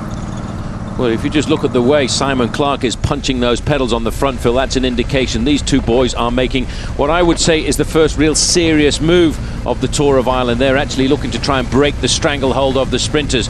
However, David Miller on the front has got a small gear in there, ticking over at a high cadence, and that has stretched the main field out into a very long line, and I would say this kind of tempo could split the peloton. Well, they know they've got to start closing this gap down significantly on this climb here. It's a very narrow lane. It's a perfect lane to escape on. These two riders are still out of sight. Miller knows now he must try and hunt them down for his own team and not worry too much about the whereabouts of Team Columbia and Mark Cavendish. Well, Miller's doing a lot of work. I spoke to Dan Martin, the Irish champion, this morning, who was actually on the start line saying goodbye to his teammates. He said Miller was just using this Tour of Ireland as preparation for the World Championships. Well, I tell you one thing, the way he's riding, I would think he's got a serious option on the overall victory, especially after the very two difficult stages we're facing up to at the weekend. Well, he's had a little rest since the Tour de France. He admitted he came out of the Tour de France feeling very, very tired, but he seems to recover from that now. He's building up again for the World Championships, which are in Italy next month. These are the two leaders. Simon Clark's, I say, on a hill similar to this, down in Buninyong near Ballarat, the gold mining centre down in Victoria. It was where he won his under-23 title. He is a good climber, and he's continuing to work away clear here now. He's got a strong man with him in Daniel Lloyd. He's an Englishman actually who rides for the Irish team. And there's just over the brow there is the top of the climb. Then we'll start to gradually descend towards the Galway Bay itself and the finish. 30 kilometres to go now. Simon Clark on the front getting himself maximum points in the King of the Mountains. Now they're going to face up to fill what is rather a dangerous descent. You see they've recovered straight over the top of the climb and going around this first corner.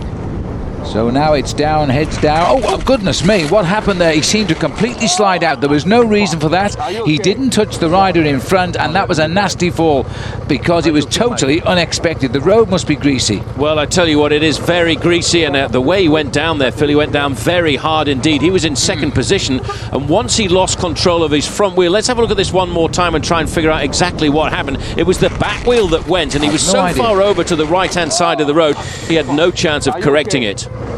Well, that was a real bad fall, and the worst falls are poor when you get no warning. He just went straight down. It looked like it did start at the rear end of the bike.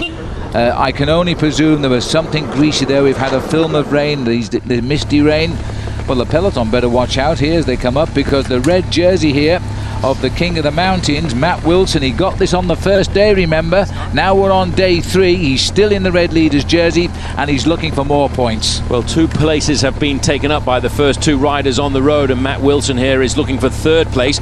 But what he's doing here all of the time, Phil, with his consistency, he's picking up points at every King of the Mountains passage, and that's going to extend his lead in the overall classification, and he could start the weekend with an almost unassailable lead. Mind you, watch out for Christian House in the black jersey coming up here, because he's going to challenge.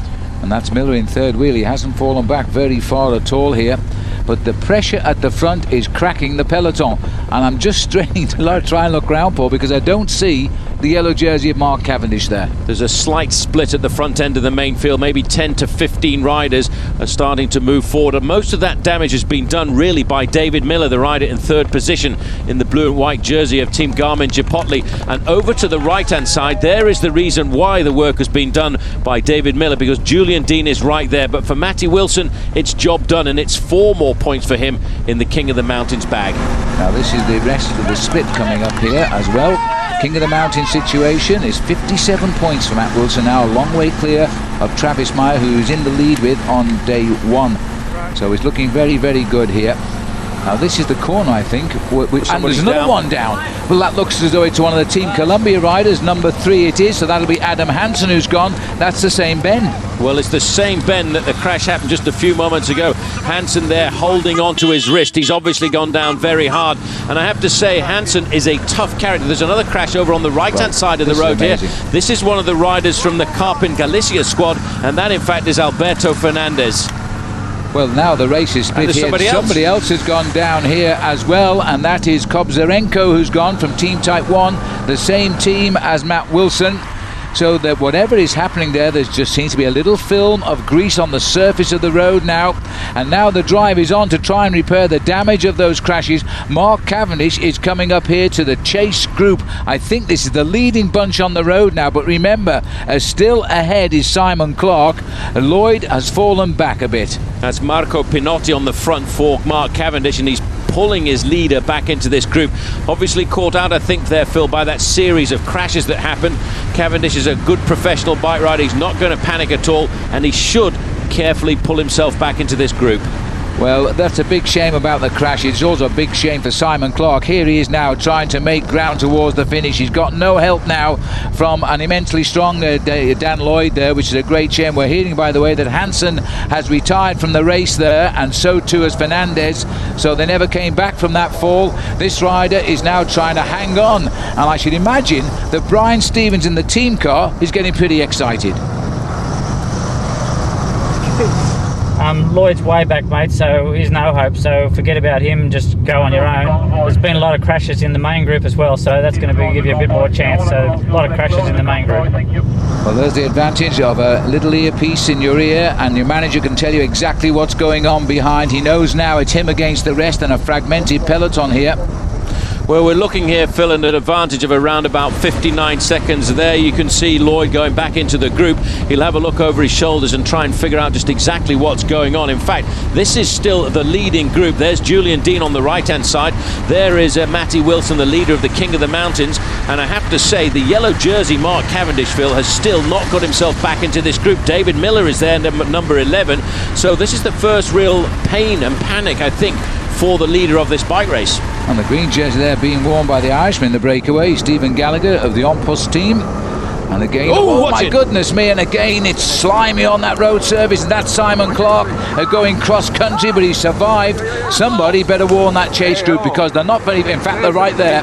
They're through on his inside, so they're now more or less all together at the front. And there is the yellow jersey of Mark Cavendish, who's caught them up. Anyway, the main field, Phil, are all starting to come back into this group, because there's a lot of riders, I think, taking the risks on the descent, and we're going to see a number of riders try and reintegrate by taking risks. But on a tricky descent like this, you have to be very, very careful. As you can see, this young man, Simon Clark, has just showed us. Well, I'll tell you, that's a fine piece of bike handling there by Simon Clark of Australia. He nearly learnt the upside-down world of being in Ireland. But the field is trying to repair the damage here. And at the front, Mark Cavendish has got himself back at the front as we head down to Galway.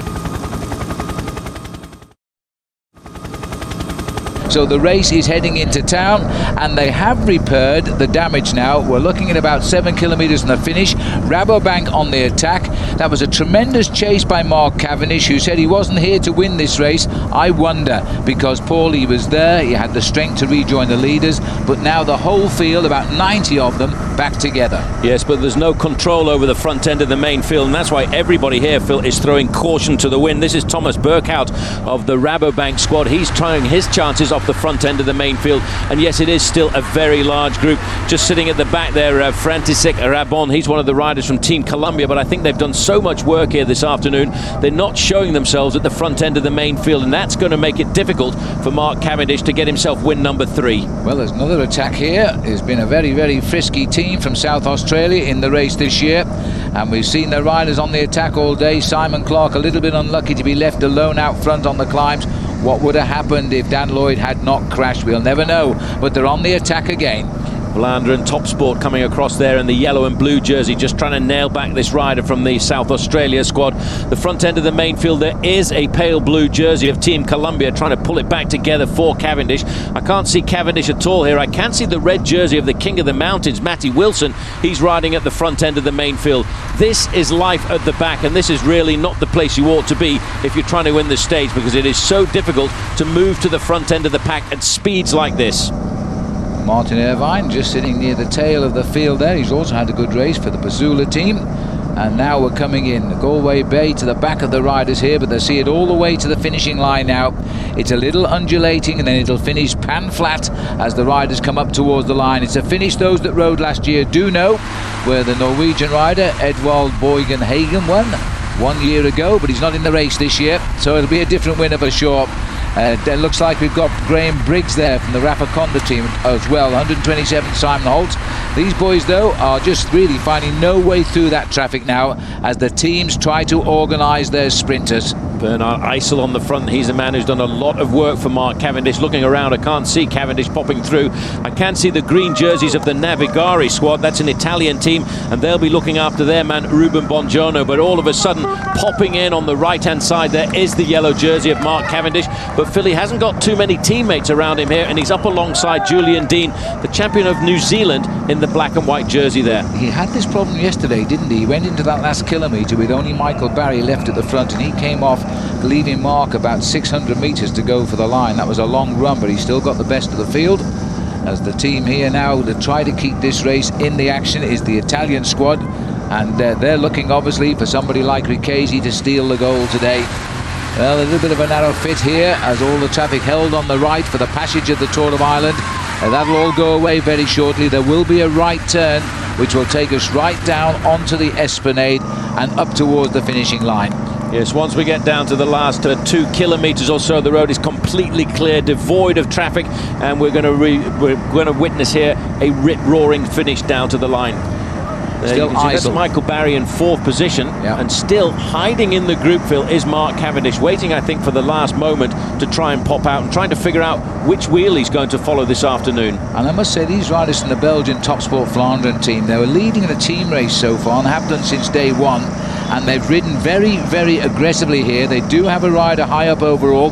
They also have a very good sprinter on the team in Kenny De Haas, and he'll be looking for a win again today. There's a good organisation just over to the left-hand side. You can see the blue and white jerseys. That's their team Garmin Chipotle, and I think at the front of that group is big Magnus Backstedt. Now they will be looking after their man, and their man today is going to be Julian Dean. That looked like the banner indicating 5 kilometres to go to the finish. Martin Neyens there at 5 to go, looking over to the rest of the riders now. Team Columbia have lost a man today. Poor Adam Hansen has crashed out at the top of that last climb. As they now drive on towards the finish here, this is Koonen, who was once right up at the top in the King of the Mountains, now playing the faithful domestique, but he himself is only 34 seconds off that yellow jersey of Cavendish, who is now paying a lot closer attention at the front. It's so important to have a fast run into the finish, because believe it or not, it's much safer to come into town quickly like this, stretched out into a big long line, because it keeps a kind of organisation, a hierarchy in the main field, and the hierarchy is to ride in the first 15 or 20 places, not at the back of the pack like that, because there you know you haven't really got any chance left of winning. The road's still a little bit damp, as you can see in the shadows here, because the misty rain that we've had all day reached Galway as well, but it's swept away now. The sun is virtually out here, reflecting off that yellow jersey of Cavendish. Remember, he's won the first 2 days so far. We're at 4 kilometres to go, and Cavendish is sorting out other riders, not just his teammates now, but again the usual cue to try and get on his back wheel. Well, that's Bongiorno on his wheel there. Just in front of him is Michael Barry. Michael Barry, the Canadian rider who Cavendish was very complimentary about yesterday. He said he gave me a 2 kilometre lead out, and he has got incredible form. He's also tipping him as the man to watch to try and win this bike race overall. Life at the back is not all that much fun. You've got to really dig deep into your courage to try just and stay in contact with the main field in a situation like this. Here's Fredrik Willman is the rider on the back for the Joker Bianchi team. As we now go through 2 kilometres to go, as the riders now start to head down towards the promenade here, and again riders looking over the shoulders for their teammates, but now it looks as though Garmin Chipotle are now bringing this race through. Look for the black and white. He's in 4th wheel. He's the champion of New Zealand, Julian Dean, who moved up to 2nd place overall yesterday. Cavendish the only man ahead of him. Well, this is a pretty strange move here, because you've got in 2nd position there Magnus Backstedt, followed by a Columbia rider, Michael Barry, followed by Julian Dean of Team Garmin Chipotle, followed by the man in the yellow jersey, Cavendish. Here's the confusion as it starts now. That's Alexander Kristoff in the green jersey moving up with his teammates. Now this is when you really need nerves of steel as a sprinter. Look at the eyes there of the man in the black and white jersey, Julian Dean, very concentrated, just looking at the wheel on the rider in front of him, waiting for the moment to move. And you learn that moment to move when you're a sprinter. You have to wait till the right moment to hit hard with your final acceleration. Well, that was tremendous pacemaking by Trent Lowe. He's peeled off now, and he's leaving it all here to Magnus Backstedt. They'll take one side of the road here. As the end of the last kilometre, you see now they're all on the correct side as they race for the line. Backstedt again has had to move over rather early, and he's opened up the running again now for Michael Barry to see what he can do. But this time, Julian Dean has got his back wheel, and Cavendish is on third wheel. Christoph is on the right, and he is a good finisher too. He's moved up to take the lead, about 2:50 to go. Gone through that chicane there on the inside. He's looking for the front, but not just yet. It's still an awful long way to go at 350 metres. Swinging off now, Michael Barry, leaving it up to Christoph in the green jersey. Second position is Julian Dean. Third position, Mark Cavendish in the yellow. Well, Barry has gone far right. There's nobody on his wheel. He's on our left as we look at this now. Christoph's opened the sprint here. On the right of the picture, that's Riccio, who's just behind, but he's got it again. Mark Cavendish has made it 3 perfect. That is incredible. It's 3 to Mark Cavendish and 0 to the rest. Amazing. 3 days and over 550 kilometres. The peloton still has found no answer to Mark Cavendish. He wins again. And there's confirmation of his third win in a row. Cavendish from Bernardo Riccio, Julian Dean, Alexander Christoph, Kenny De Hayes, Kenny Elizabeth, Kieran Power and Ruben Buongiorno. Malcolm Elliott was in the mix too, 13th on the same time as the winner. In fact, crash victims and stragglers apart, pretty much the whole field finished together. And Mark Cavendish's Columbia teammates were easy to spot. They were the ones with their arms in the air. Cav having won after getting up off the ground, crashing on the descent along with a few of his teammates. Mark, congratulations, your hat-trick, but it came at a cost. Yeah, you know, still got the win though, you know. Obviously it was hard, crashed, and then they put the hammer down, you know, and I had to chase as well as my teammates then, you know, so that was hard over the top. And yeah, my hip's really sore. I've got to go to the hospital now and get that seen to, get some x-rays on it, you know, and hopefully it's okay, but yeah, I'm a little bit banged up. I'm not sure anybody saw you go down on TV. Tell us what happened.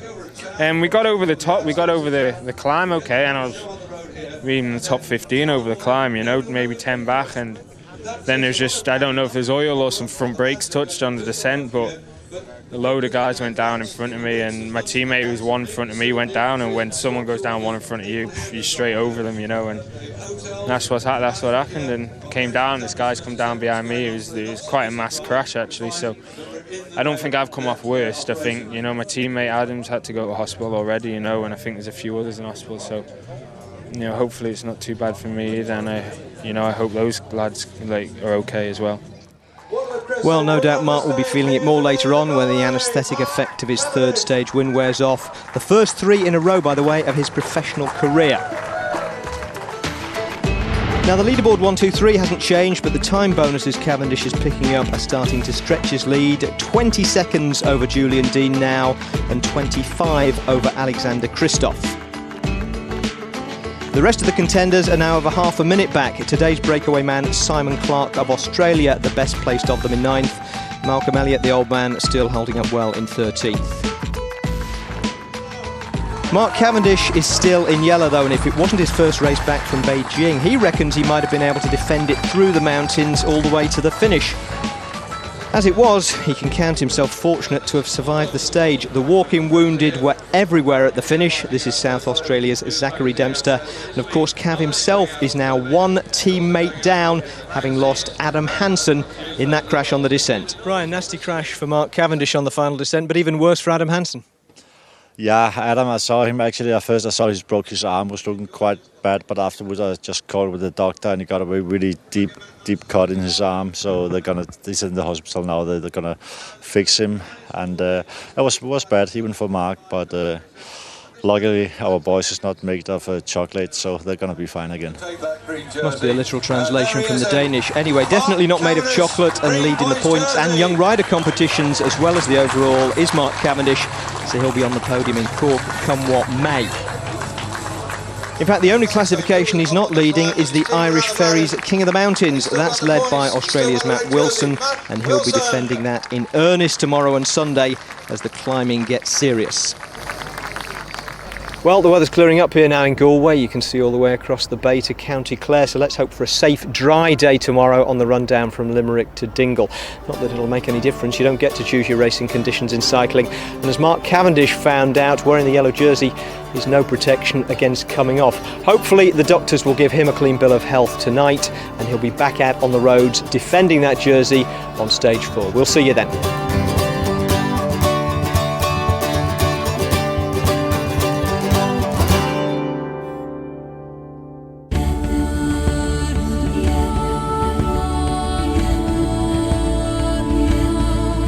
Well, with me is the man who has dominated this race so far. Mark, still in yellow, but you had to get up off the ground to win the stage yesterday. I suppose the first question should be, how is the hip? It's a little bit sore, you know. It was, I thought it was a bit worse last night than it was, you know. I came down a bit heavy on it, but it's just a bit bruised. So I'll be a bit knocked today, but shouldn't take too much out of me, hopefully. So Connor passed to take on, as well as the rest of the field today. How do you face that prospect? You know, we'll try again. I've been getting over the climbs relatively well. Connor pass isn't too bad, you know. I'm strong, so I can get over the longer, you know, less steep hills at the moment. But I think it's the last climb that's going to bother me a bit today. You know, it's quite steep there, and so that'll be hard. But you know, as you've seen the whole rest of the tour, you know, I've got a real strong team, and if we work together, then yeah, we should come out on top again, I hope. Every other team in the race has got a rider in that group 34 seconds behind you, so I suppose on paper the attacks could come from anywhere and everywhere today. Yeah, you know, but they've been coming all week, you know, and you know, we're able to control it. Okay, after 3 days we might be a bit tired, but I know the teams are going to keep on trying, and we'll try and defend the other jerseys as best as possible. And if a break should get away from you, I suppose the idea would be that either Michael Barry or Marco Pinotti should be in it. Yeah, hopefully, you know, there are GC riders, especially Michael. He's on really good form. He's been going really well in the lead out. He's got a tremendous form. And when the group went yesterday over the climb after the crash, you know, okay, I was in the front group over the climb, but after the crash, another group went, and Michael was in that. So, you know, you can see he's motivated, and it should work in our favour. But get over these 2 climbs today in yellow, and you've just got St Patrick's Hill in Cork to worry about. Yeah, and it's, you know, it's a short, sharp, punchy hill, which kind of suits my type of rider, so that should be okay tomorrow. I think, yeah, today will be the deciding factor for me, and then obviously tomorrow it's a short stage with that hill, and it will be hard to control, but hopefully I've conserved enough energy this week that I can, yeah, if I get through today I can maybe hang on to it tomorrow. Whatever happens though in the rest of the race, you must be satisfied. A pretty impressive return to the road. Absolutely, you know, I came from the World Track Champs and I won 2 stages in Japan, and I've come straight from the Olympics and I won 3 stages here, so I think it's nice to know that I can adapt quite quickly. But yeah, it's a bit hard. Obviously, I'm a bit overweight with the tapering for the track, and yeah, a little bit disappointed. So my head's not in it as much as it could be. But yeah, I've got to be tremendously happy, and to see the guys come straight back from China, and the guys put 100% behind me to keep the jersey and to get the stages. That shows what an amazing group of guys I got on my team as well. So, you know, I'm great. I'm really happy to be back with these guys as well. All right, thanks Mark. Time's pressing on. We better let him get off and sign in. A great looking stage on paper, should be even better on the road. Let's get on with stage 4.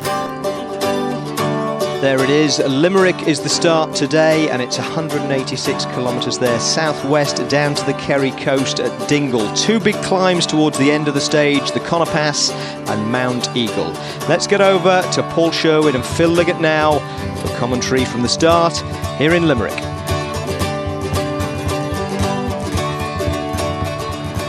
King John's Castle on the far banks of the River Shannon here as it looks over the start area now of what is stage number 4.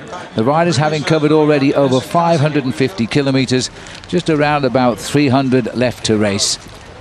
And this looks like Dean Downing, who puts in his little earpiece. He faces up to another day in the saddle. And the Ompost team, which have ridden pretty well, Paul, throughout this race. I think everybody realising, though, Phil, when we look at the crowd there, that this is the important day. It's a very important day. We're looking down there at Clancy Strand, which is where the riders are assembling for this very long stage. And this is the area which is being regenerated here in the city of Limerick. The mayor of Limerick City there, John Gilligan, dropping the flag. 99 riders now moving away, and still after 3 days and 3 wins in the lead is Mark Cavendish. But today, Paul, This is going to be a big test for him as we go down into the Kingdom of Kerry. Well, down there, the Kingdom of Kerry at the end, Phil, there are two very difficult climbs, and those two difficult climbs, I think, are where the race is really going to happen. And situated at just 40 kilometres to go, that's going to make them very important from a strategic point of view. And as you can see, weather conditions are not the best here. But one man who we've mic'd up today is Ed Beeman. He's the manager of Team Type 1. And that's an American team which here has the leader in the King of the Mountains at the moment with the Australian Matt Wilson. So let's find out then what Ed has got to say to his riders as we move out of Limerick City. All right, guys, a little recap here now from last night's meeting. Okay, remember this is the Queen stage here. This is the one we got to really be on the job for. We've got 6K in neutral and then sprint 3K in. We want to be ready for an aggressive start, and we want to make sure we make a counter after that sprint. And then we've got the two big climbs at the end of the stage, all right? So we're taking care of Maddie, keeping Kobza and Moises in good shape, and we want to be at the front on that climb, all right? That's the race. That first climb, I think, is going to be the first major selection of this race, and we got to be ready for it. All right, guys, let's get the job hats on, and let's get it done. So the boys know what they've got to do now. Well, there is the new rugby ground here of Munster, winners of the Heineken Cup last year as well. This is a big rugby city here, and that has been totally refurbished and rebuilt and will open in November. Certainly a sport of men, Philip. We look at the weather forecast here today. It's going to be a sport of men on the roads of the Tour of Ireland this afternoon. We're looking at the first sprint point of the day, coming just 4 kilometres into the race. And again, very important because there are time bonuses available. This is a rider from Top Sport Vlaanderen trying to get off the front end of the main field. And the first sprint just coming in exactly 3.9 kilometres into the race. That's why Ed Beeman was talking about a very rapid start. Well, it looked to me like Kurt Hooverling there, who's riding high in the overall classification, trying to snatch himself a 3 seconds time bonus. It's caused a split in the field. As expected, it is a fast start here now. The rain has just about eased up, but only just at the minute. The first sprint coming after barely 4 kilometres of the 186, and it looks as though as we head into Patrick's Well here, Team Pinarello are trying to get Russell Downing over the line first. Well, Downing has a problem because the yellow jersey of Mark Cavendish is right on his wheel, and Cavendish has been very successful in the chase for the bonuses. But you know what? It looks to me as though Downing here has got his best legs on today. He gets a 3 second bonus, and Cavendish will have to be content for a change with only second place.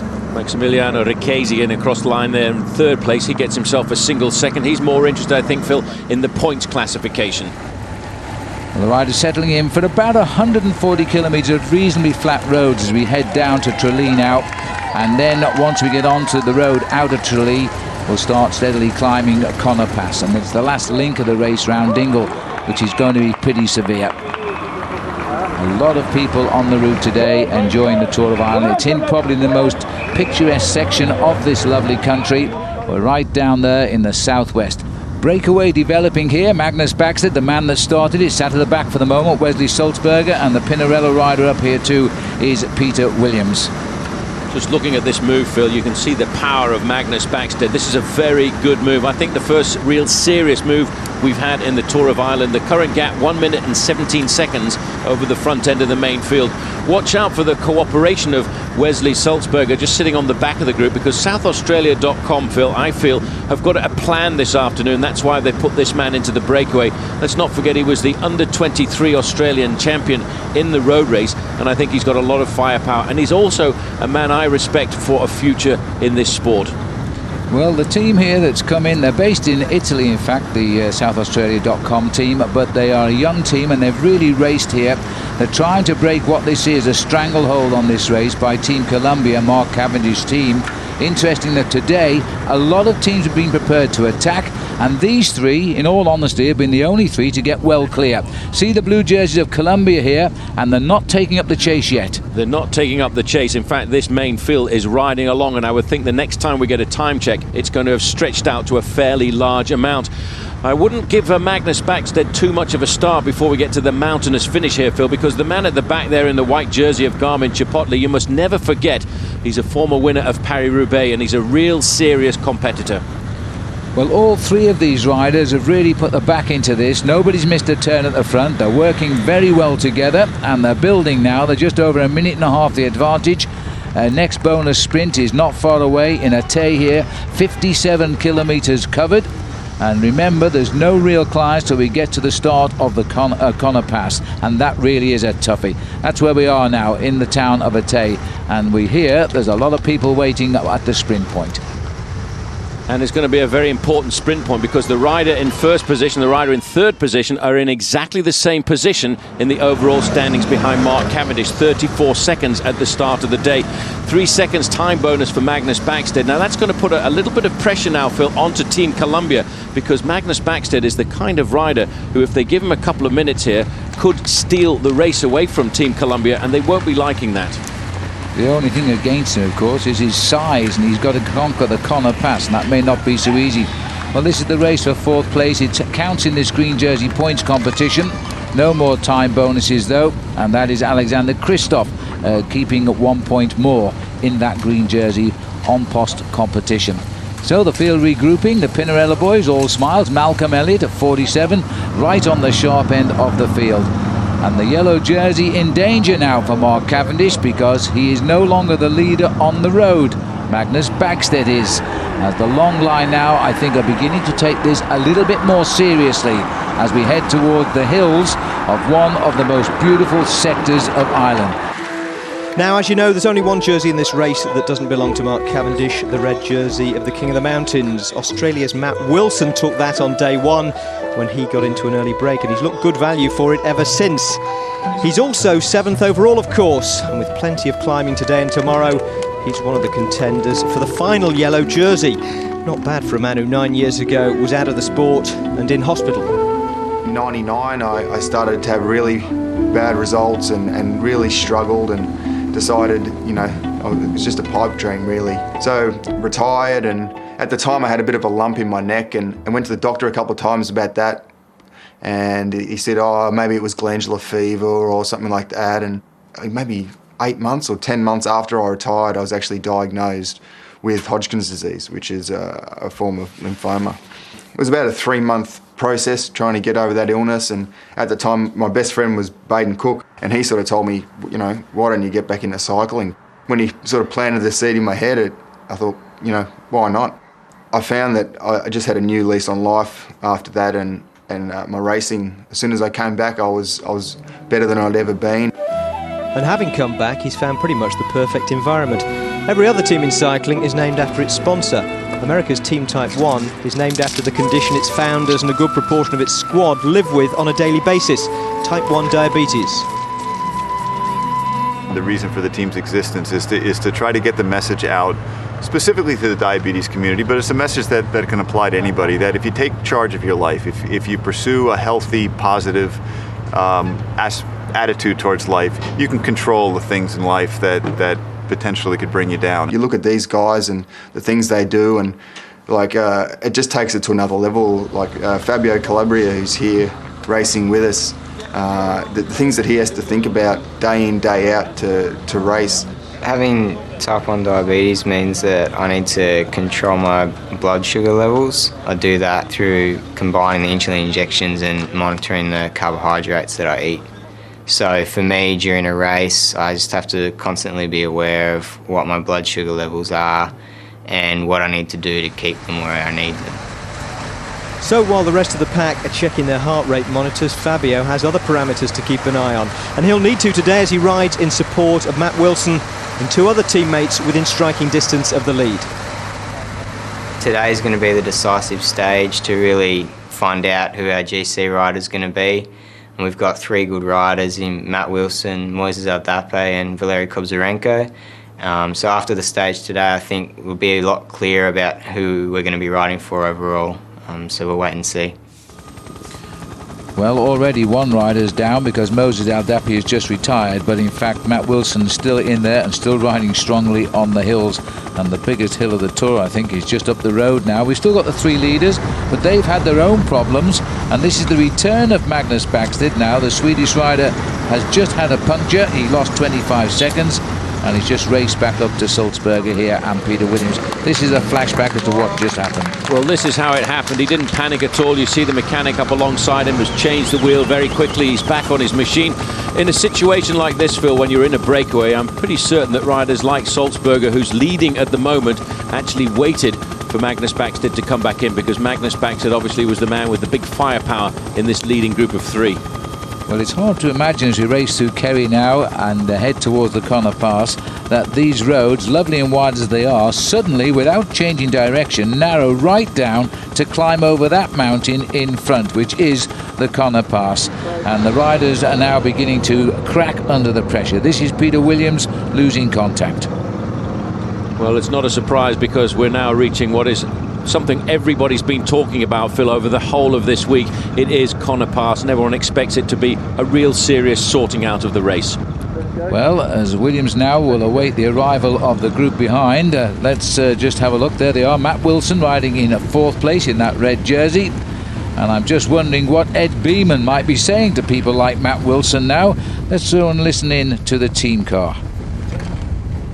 Right, guys, we're coming into a headwind now a little bit as we approach the climb, so position's really important, and we really need you guys to take care of Matty here, okay? I need him well covered and at the front. Position, position, position, guys. Well, they've also got to watch out, Paul, because the road does narrow down, and David Miller has gone straight to the front here. And can you believe it, in what this most beautiful corner of Ireland, the sun has come out. Finally, that's what we've been waiting for. Matty Wilson there, talk about position, position, position. Well, the best position is at the front end of the race here, and that's what Matt Wilson is doing here currently.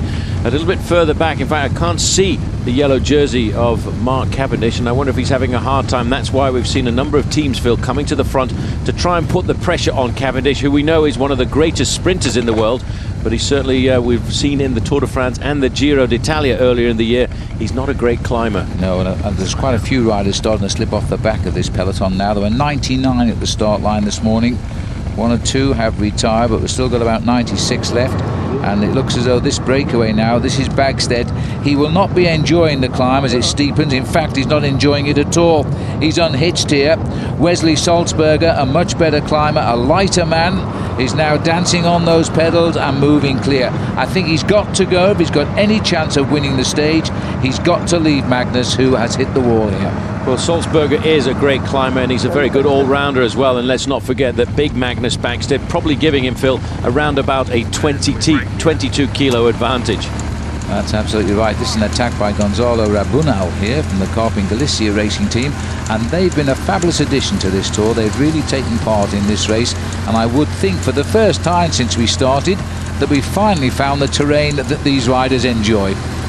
Yes, certainly those riders coming, most of them from the western part of Spain, and they're very much used to riding in the high mountains. Wesley Salzberger looking over his shoulder to see that he's now completely and utterly alone, and he's going to have to give everything here, Phil. But the main field now starting to react, and I think he's looking for the team management there to get a little bit of advice on just how fast the main field are reacting. Well, this is the sad side of Magnus Backstedt, who started that move of 3 riders, and he's held them off for a long time, being passed now by the Spanish rider, and he'll go right by him here. Magnus, oh, he's having a little dig to try and hold his wheel for a bit longer as they climb steadily up. This climb really hasn't started yet, not the time to tell Magnus. It has, though, for Wesley Salzberger, because this is where that lovely wide road suddenly narrows down here as it heads up towards the top of the Connor Pass.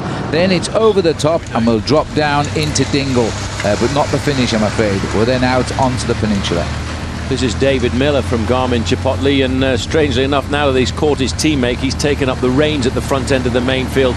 And this is all, Phil, I think, to put pressure onto the shoulders of Mark Cavendish. He wants to try and blow the sprinters out of this group. Everybody's talked about this climb, and just look how savage and rugged it is. It is the first sorting out we're getting. We're going to finally get a chance to try and figure out who is going to win the Tour of Ireland. Well, this is a move by David George here, who slipped smoothly past David Miller, who's trying to get a high finish in the Irish Ferries King of the Mountains competition. He needs the points at the top if he's going to offer any challenge to the red jersey of Matt Wilson. And George is a good climber. He comes from the land of the Table Mountain in Cape Town, and he now has gone well clear. Big effort by George here. He's trying to get up to Salzberger. There is Salzberger, who, let's not forget, Paul, was second in the world under-23 road race title last year and is still only not 22 till October.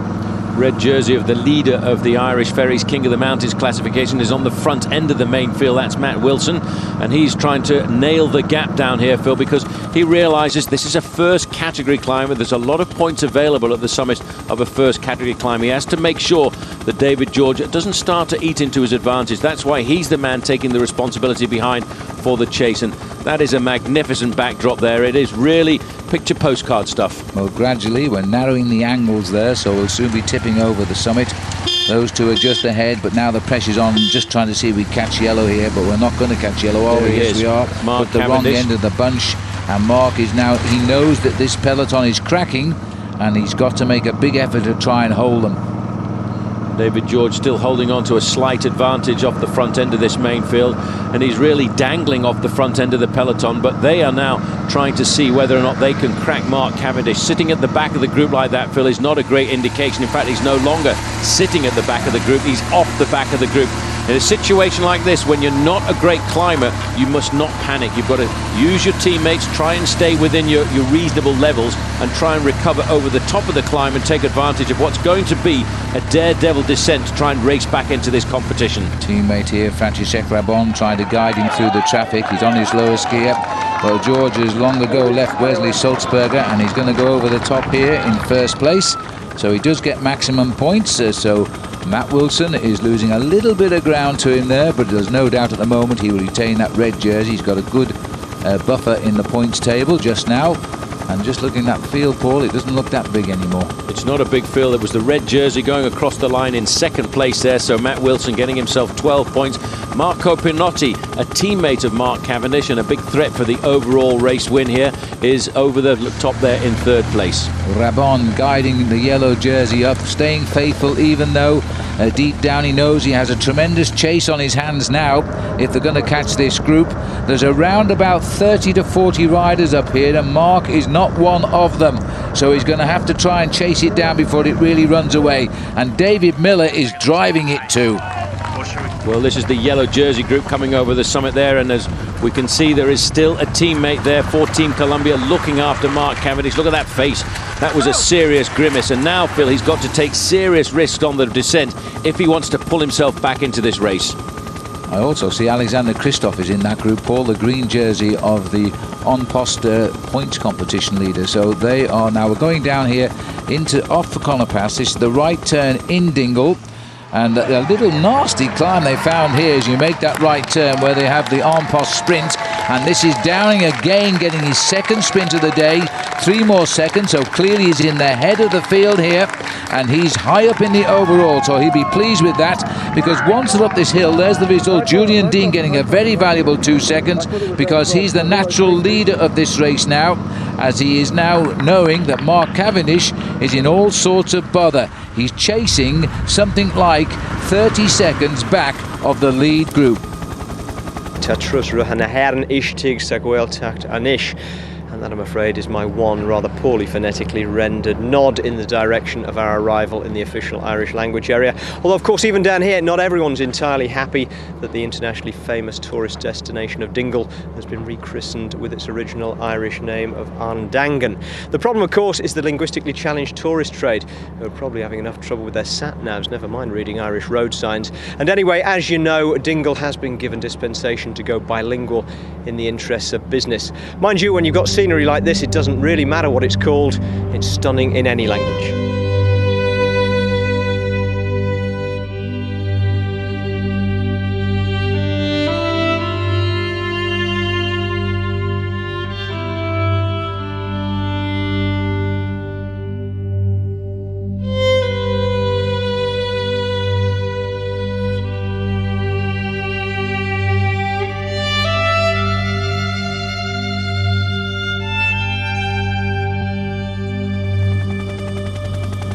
Yes, as Gary says, stunning scenery here now as we head out onto Sleigh Head and race right around Kerry. Returning to Dingle, which we've seen now is ready for the return of the race, but there's little matter of some 38 kilometres here. and yes, we'll be right out amongst the cliffs and the seagulls and then over Mount Eagle itself. So there's plenty of racing here now, and the man who's in trouble, desperate trouble, is the man who's won the 3 stages so far. Mark Cavendish is in the second group and losing time. There he is. And in the group with him as well, Phil, Alexander Kristoff, the leader of the green jersey classification. Over the summit of Connor Pass, this man was around about 15 seconds in arrears. I actually felt that he was going to come back into the race, but then it stretched out to 18 seconds, 30 seconds, and now it's over 2¼ minutes. You can see by that main group of riders there that they really have got the hammer down. They're stretched out into a very long line, and waiting for them not too far around the corner, Phil, is the last climb of the day, the vicious ascent of Mount Eagle. Well, a little bit of a challenge for them coming up, because right on the nose of that horseshoe bend is a ford, and I can tell you, having been over it by car, it is very rocky underneath, so they've got to be careful here, and they need to take it very gingerly indeed. It looks like David Miller leading them through.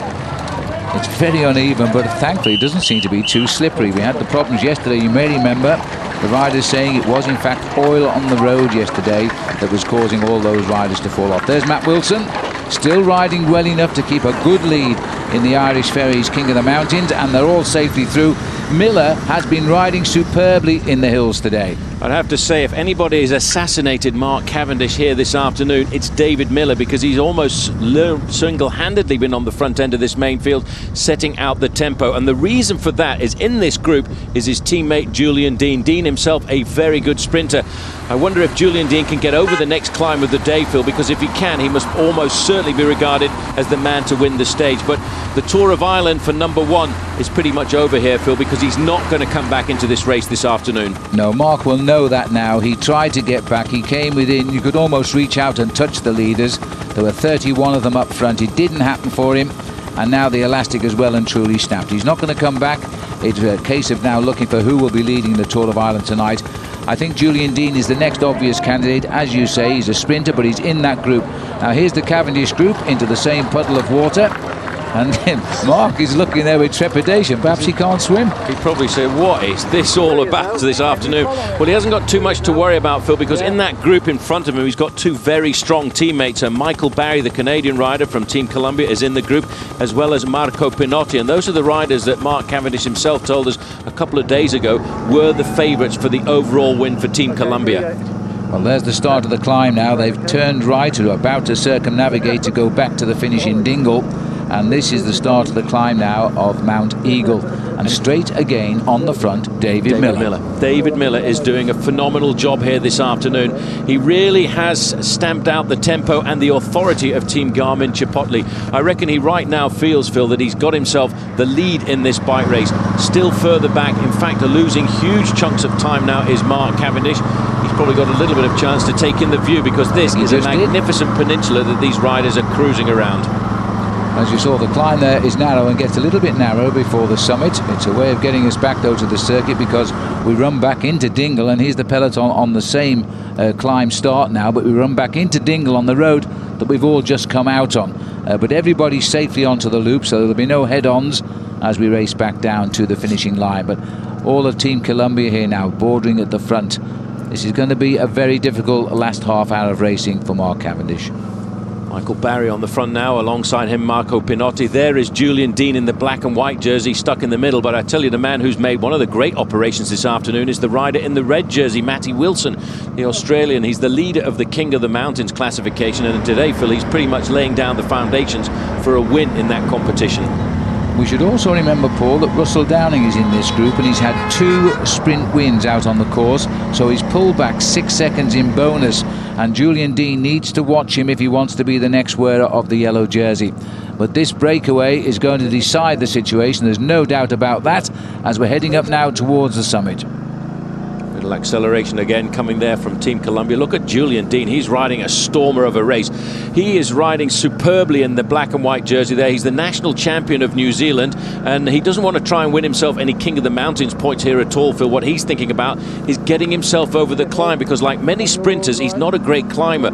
All he wants to do here is survive, get over the top of this climb with the group, and then try and pan out the win. He's been one of the most consistent riders in the sprint finishes so far, so he must certainly be regarding himself as a stage victory favourite. There's Malcolm Elliott at 47 years of age, the oldest man in the race, and riding very, very well. As we now continue here, a little bit of rain on the lens here, back to the top of the hill as they're trying now to finish this off. Well, for the first time it looks as though Matt Wilson has been caught out back there. He's in that red jersey as leader. He's been the only leader of the King of the Mountains competition, and he's now going to have to dig very deep if he's going to win this one. Well, he's come to the front there. He's not looking for any friends at all here. He knows it's important to keep knocking away at this points competition. He's got an astounding lead in the competition so far, but it's one of those competitions that you have to defend on every individual stage. You've got to go out and try and get yourself points whenever you can. And he's probably thinking about the fact, Phil, that on tomorrow's stage, he's got a number of nasty ascents of St Patrick's Hill in Cork, and that's where this competition will finally be decided. Well, he may be building up enough points today to not worry too much about tomorrow, because he's come right to the front there. There's the gap to poor old Mark Cavendish just on top of our picture here. 3 minutes 31, 15 kilometres from the finish. And now well out of the overall lead. He's going to rely very heavily on his two teammates up front to try and salvage a high position overall tonight. But there's no doubt the race is looking for a new leader. David George of South Africa, who comes from Cape Town via Beijing. In fact, he rode the Olympics, and he rode very well, as we saw on the climb of Connor Pass. He was first over the top there, so he's really finding his legs here in Ireland. Well, David George rode very well on the first day. He was in a breakaway in the Tour of Ireland, and all of a sudden he lost himself 25 minutes. I think he hit the wall on one of the stages without properly eating, and now he's trying to get himself. I think he's probably looking to try and race for the second position in the King of the Mountains classification, because I feel he's a little bit too far behind the man who's just got himself maximum points there, because Matt Wilson in the red jersey, again, Phil, clocking up another 10 points in the Irish Ferries King of the Mountains classification. Yes, Wilson, George, Tinetsky, Barry and Mazzanti was the order over the top. The overall position with a day to go now. Matt Wilson has a massive 79 points. He can't be caught. David George has 37 and Travis Meyer there in third place. Meanwhile, back down the road, Mark Cavendish hasn't even been to the front of this group now. He's resigned to a fact he's got to ride into the finish and maybe try and win tomorrow's stage, because today he will lose the Tour of Ireland for sure. And that's really quite strange, because polling a lot of the riders before the start line this morning, I was asking them, who do you think is going to win the Tour of Ireland this year? And on the tip of everybody's tongue, they were saying Mark Cavendish cannot be beaten in this Tour of Ireland. Well, I think this man has been telling us the truth, Phil, since the Tour de France. He's had a long season, and I think is now starting to get tired. So the leading group up the road will carry the answer to all our questions. They top Mount Eagle now. There's no more hills left on today's stage. It's all downhill to Dingle. And then up front, who will win the sprint? Because it's quite likely now the man who does win the sprint in Dingle will find he's the next leader of the Tour of Ireland. And Cavendish, I'm afraid, he's slipping out of it, Paul. The last time we heard, he was over 6 minutes back and there, 6 minutes 15. Well, that's the Tour of Ireland over for Mark Cavendish, but somebody in this leading group now, Phil, is going to be the new leader of the Tour of Ireland at the end of the day. In the red jersey there is Big Matty Wilson, the leader of the King of the Mountains classification, but there's no organisation at all in this group. A lot further back down the road, Phil, number one and the yellow jersey for the last time this year anyway, on the shoulders of Mark Cavendish. I don't think at the end of the day it's come as any real surprise to Mark Cavendish. He said himself he wasn't here to win this race overall. He was here to win stages, and he's won 3 out of 3 so far. Anyway, back with the lead group, and here's the man with most to gain now, and he knows it, the champion of New Zealand, Julian Dean. Well, I'm amazed that Julian Dean got over that climb of Mount Eagle, but now he's looking to try and win himself not only the stage, Phil, but also to grab himself the next yellow jersey in this competition. He is a great sprinter, Julian Dean, and after all, he's the Kiwi national champion. Mark Cavendish, on the other hand, has had a very successful Tour of Ireland. In fact, he's had a very successful season so far this year, but I think now it's just starting to be a little bit too long for a 23-year-old. Right, so Mark is out of the hunt today, but who's going to get that jersey now? There are the leaders here. This is the flatter roads now as we run back into Dingle. That's the village in the distance now as we race in. Not quite the same way as we saw earlier when we came up that nasty little hill. Now we'll flick right and it'll be a flat run into the finishing line.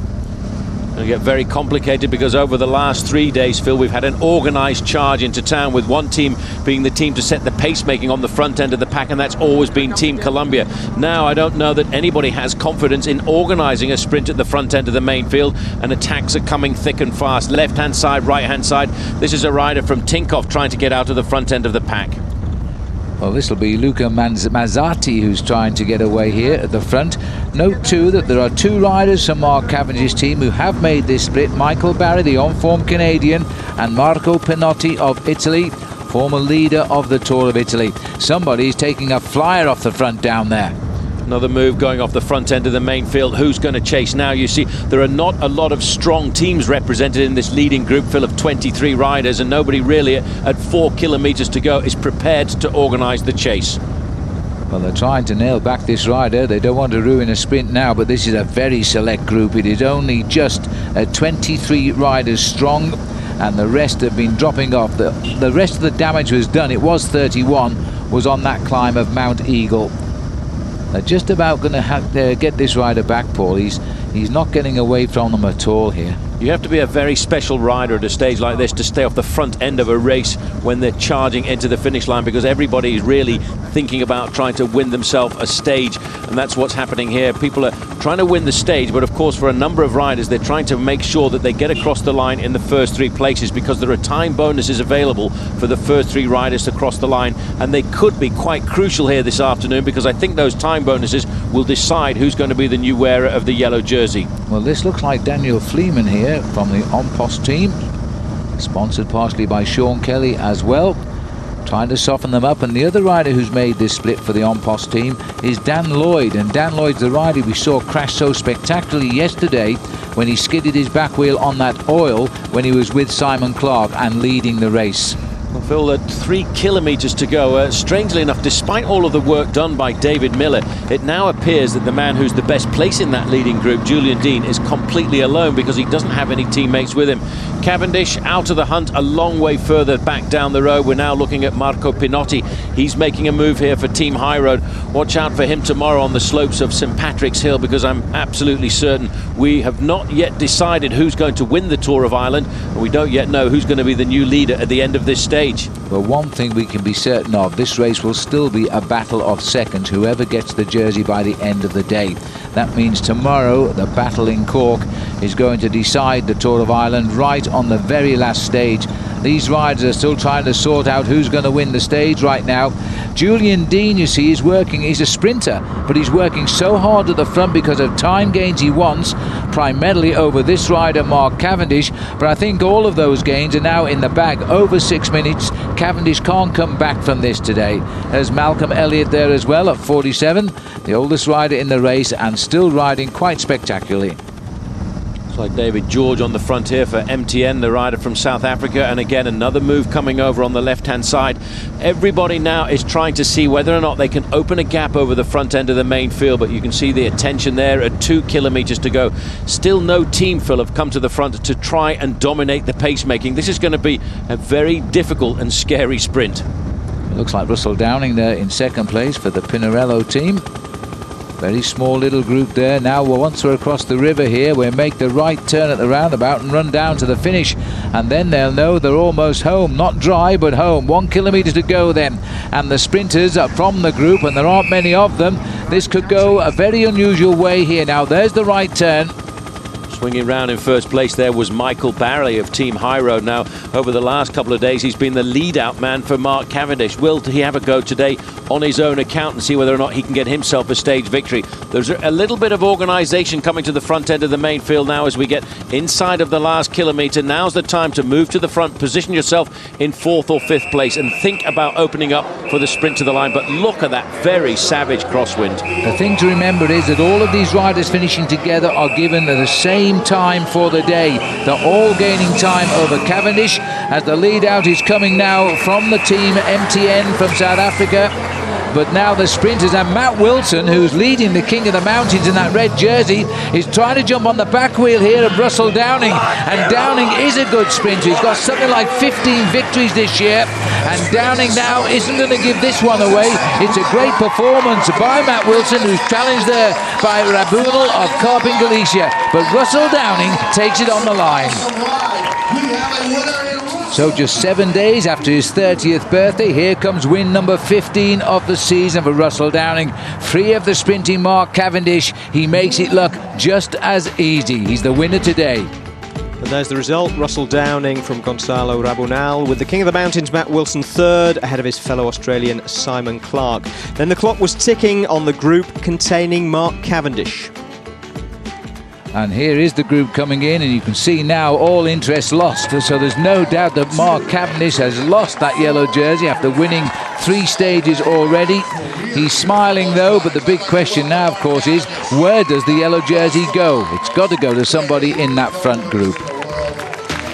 Well, Julian Dean was closest to Cavendish this morning and finished 9th in the same time as the stage winner. But Russell Downing, who started out 8th, 12 seconds behind Dean, picked up 10 in bonuses for the win and another 4 over the Kiwi in the intermediate sprints. Enough for the yellow jersey by 2 seconds. It's just all my dreams come at once today. I was feeling really good, sprinting well, and then obviously on the climb I was climbing well, so that's the time of the year when I know I'm going well, when I can get over the climbs.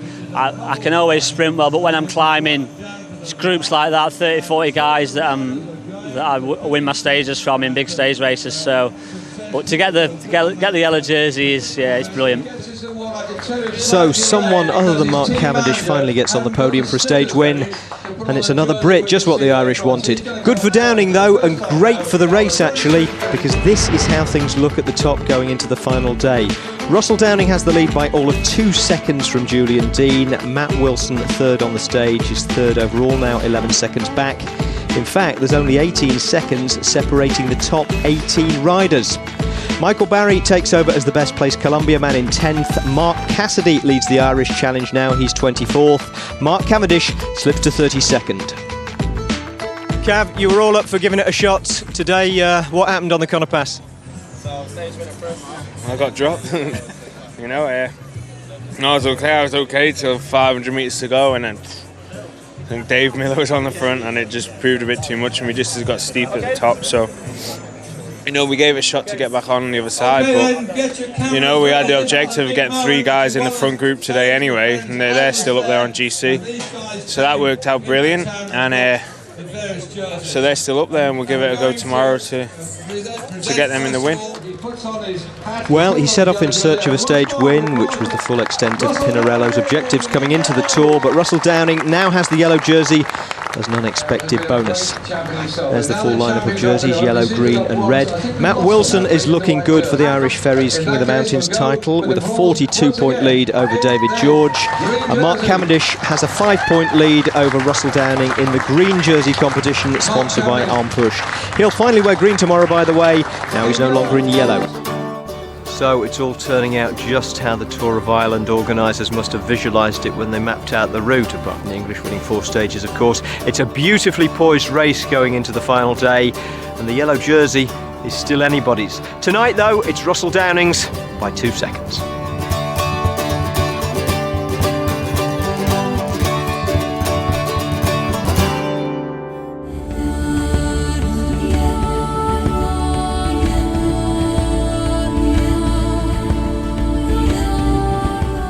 Now, when the race organisers drew up the route of the Tour of Ireland, they pencilled in St Patrick's Hill in Cork for the final stage, then probably poured themselves a celebratory drink, toasted the Marquis de Sade, and went back and pencilled it in 3 more times. The gradient on this short, sharp climb is an almost ridiculous 1 in 4, making it among the steepest in professional cycling. About the only way up it is a sort of explosive diagonal sprint, leg-sapping once, murderous 4 times, and whichever of the contenders made it over St Patrick's Hill the best would be well placed to take the Tour. Russell Downing's here. Russell, best time to take the yellow jersey, the eve of the final stage, a 2-second advantage though. I suppose 2 seconds is better than 1 and 2 is better than none, so I'm privileged here to take the yellow jersey on the last stage, and I'm glad it's the last stage and not the first, so we don't have to do what Columbia have had to do all week. But it's going to be a task. But the boys are all up for it, and so am I. So yeah, let's start the stage. What are the tactics today, or do tactics really go out of the window with a 2-second lead and a climb like St Patrick's Hill that you're going to have to go up 4 times in Cork city centre? I think, yeah, obviously the tactics for the first bit is just to keep the race together, and then probably myself and the rest of the GC guys will all be together at the end, so I will be probably a little isolated at the end, but hopefully the legs will kick in and I'll be good to regain the jersey. Now, you did a great job yesterday, you and the team, of going out at the intermediate sprints and picking up the all-important time bonuses that help put you in the yellow jersey. You're going to be a marked man today, though. Definitely, yeah, but hopefully I'm sprinting fast and climbing good as well. So hopefully I can hold on to the jersey and take it out. Prediction? None at all. All right, no prediction, but he is the man with the yellow jersey going into a beautifully poised final stage. Let's get on with it. There it is, stage 5 is 144 kilometres from Killarney to Cork, but really the action we concentrated in the second half of the race. 4 circuits of the city centre, 4 climbs of the short, sharp St Patrick's Hill. That's where this tour is going to be won and lost. Let's get over to commentary now with Paul Sherwen and Phil Liggett. The beauty of Kerry and the gateway to the Ring of Kerry as we look across the national park here. Killarney really is the hottest tourist spot in the whole of Ireland. This is a jaunting carriage. You can tour the beautiful town in one. Everybody else is blowing bubbles, not least the riders, because the Maillot Jaune is still up for grabs in this race. 94 riders are left in as the Garda begin to lead out the riders now on their final stage from Killarney, and they are bound for St Patrick's Hill in Cork. Okay, lads, look, 8K, the sky's clearing again, but listen, spread out. I don't want to see a united team. Just spread out, but all stay in the first 30 riders. All stay in the first 30 riders. Andy, just keep an eye on Russ today with even the possibility of bike swap or wheel swap if needed. You're his size. Race director forward vehicle. Okay, good luck, lads. Good. Yes, Phil Griffiths there, once a British champion himself, now the manager of the Pinarello Candy TV team, which has Russ Downing as the lead after his great win yesterday. There is in yellow, Paul, a big day because we've estimated there are at least 18 riders in this race who could win it by the end of the day. And what an end of the day it's going to be, Phil, because the 4 ascensions of St Patrick's Hill in Cork at the end is really going to be a great scene for a battleground, and I think that's what we will witness here this afternoon. And yes, it's very hard to pull a name out of the bag. Well, I'll tell you one thing though, Russell Downing on the front here is a man who so far is riding superbly, but his big challenger and his closest challenger is the Kiwi champion Julian Dean, only 2 seconds behind, and Julian Dean is a very good sprinter. On the field, number 1 there, wearing the points jersey, Mark Cavendish. He was in yellow for 3 days. He's still the best race in the On Post team for the race on points. As we head out now, it's a long, steady ride down a pretty main highway towards Cork, and then we get onto a circuit, and the circuit, I have to say, Paul, probably the most difficult finishing circuit I've ever seen in international bike racing. And straight away it looks like we're off to a fast start. We sort of expected this, didn't we, on this climb of Croane, which is a 3rd category climb and quite a long one out of the start line at Killarney. Well, the man who leads the King of the Mountains classification really doesn't have to worry too much about the points this afternoon, because Matt Wilsonville, I reckon, has an unassailable points lead. This is a small group of riders just moving off the front end of the pack, and this in fact is Francis Rabon on the front here in the pale blue jersey of Team Columbia. Now this must be some kind of a plan by Columbia, Phil, to put a bit of pressure onto the shoulders of the yellow jersey and of course the whole of his team, because I have to say the Pinarello squad are going to have to be on the defensive this afternoon if they want to win this race, and they're using a 47-year-old man to set the pace here. It's great to see Malcolm Elliott racing like this, and I'm sure he wasn't expecting, Phil, when he made a comeback into the professional sport, to have to defend a lead in the Tour of Ireland. Well, Malcolm Elliott was 2nd in the Tour of Ireland back in 1988, and he's had probably the longest season I can recall of any professional cyclist, but he's enjoying his sport. It's an absolute credit to it as well. Well, the riders now, they know they're going to be attacked today. Russ Downing knows he's going to be hit from every corner because there are too many riders feel they have a chance of winning this. red jersey on the shoulders of Matt Wilson. He's in 3rd place overall, only 11 seconds down.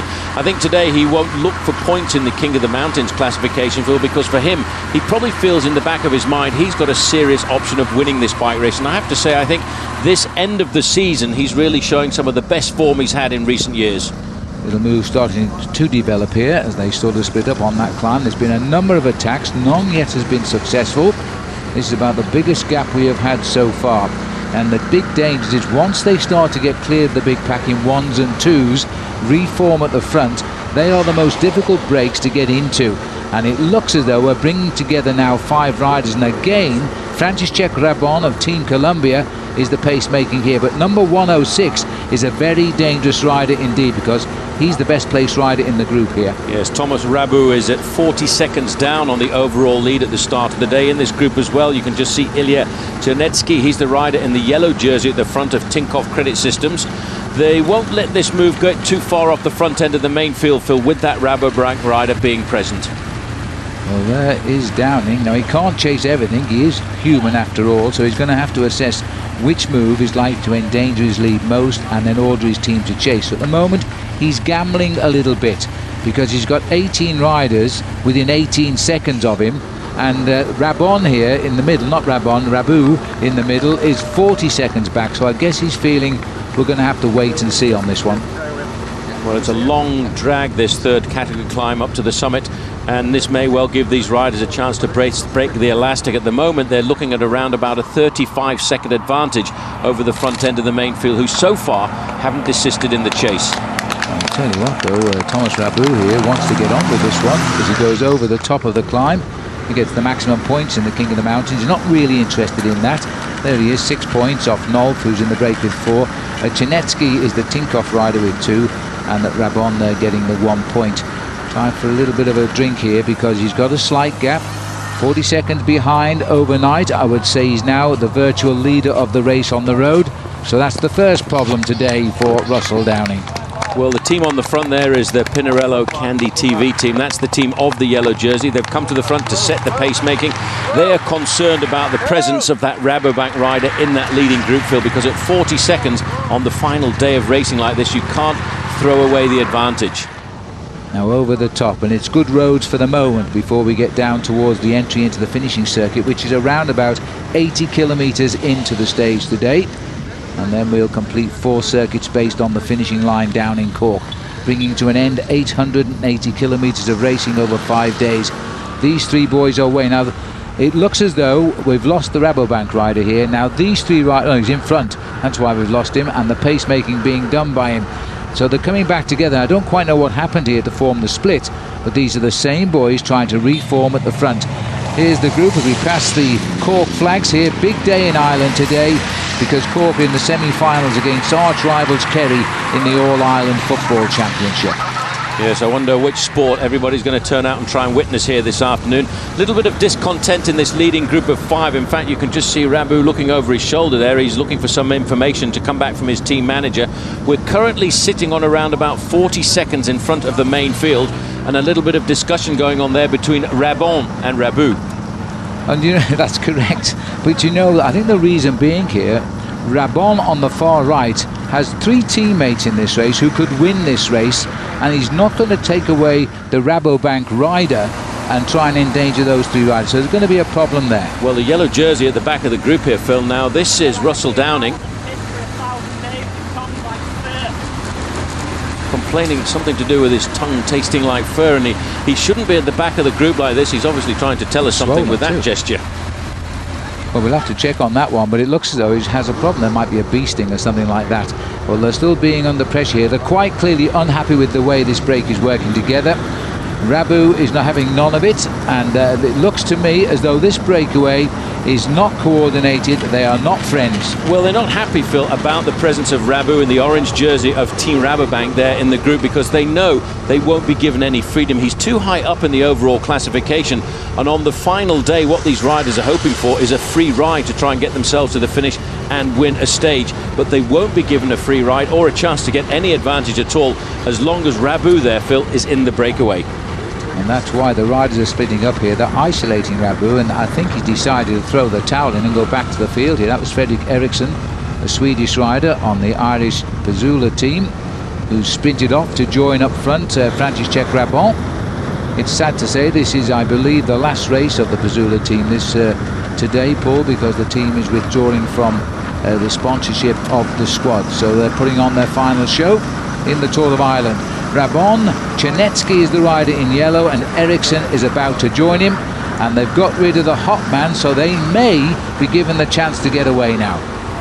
And as we look at those three break away, let's go back to the doctor's car here and ask him just what is wrong with Russ Downing, I wonder. A little bit of, looks like a thorn went into his mouth.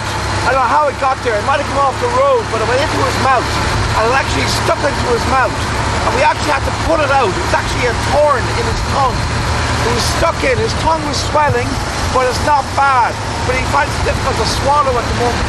But I gave him antihistamines, and he should be okay.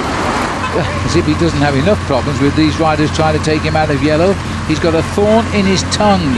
Paul, I've never heard of that in my life. Well, I've heard of bee stings, I've heard of all kinds of things, but never anything like that. And let's hope that the antihistamine is going to work so he can stay in the race and defend his chances in the overall yellow jersey. Right behind him in green there, by the way, was Mark Cavendish, the man who won the first 3 stages of the Tour of Ireland this year. And his team there, you can see Pinarello, Candy TV coming forward. Well, there's Blarney Castle next up. This is where the journalists go, I believe, to kiss the Blarney Stone, because the Irish say it gives you the gift of the gap. Well, we're going by it at high speed today because there is an on-post sprint here. Small time bonuses, 3 leaders away, and in all honesty, the small bonuses won't affect the position in the race of these 3. The best placed rider in this group has lost more than 8 minutes today, and that is Chernetsky, the rider in the yellow. So they're not affecting Downing's position at the moment. He'll breathe a sigh of relief that they've brought back the Dutch rider. Well, that's quite right, because none of those riders really are dangerous at all. The Chernetsky was the highest placed rider, over 8 minutes. The other 2 riders, Phil, have lost themselves around about 20 minutes in the race so far, so they're not a threat at all to the overall lead of Russell Downing. So it's a case of shuffling the pack behind now and just watching you move, because we're getting closer to the finishing circuit here. There's the sprint, you see, it wasn't one at all, and the gap is 3 minutes and 46 seconds. So they're allowing those breakaway riders to run, and the 4th place taken by Tom Murray, and he came out of the bunch. So for the time being at least, Russell Downing is feeling pretty happy with his morning's work.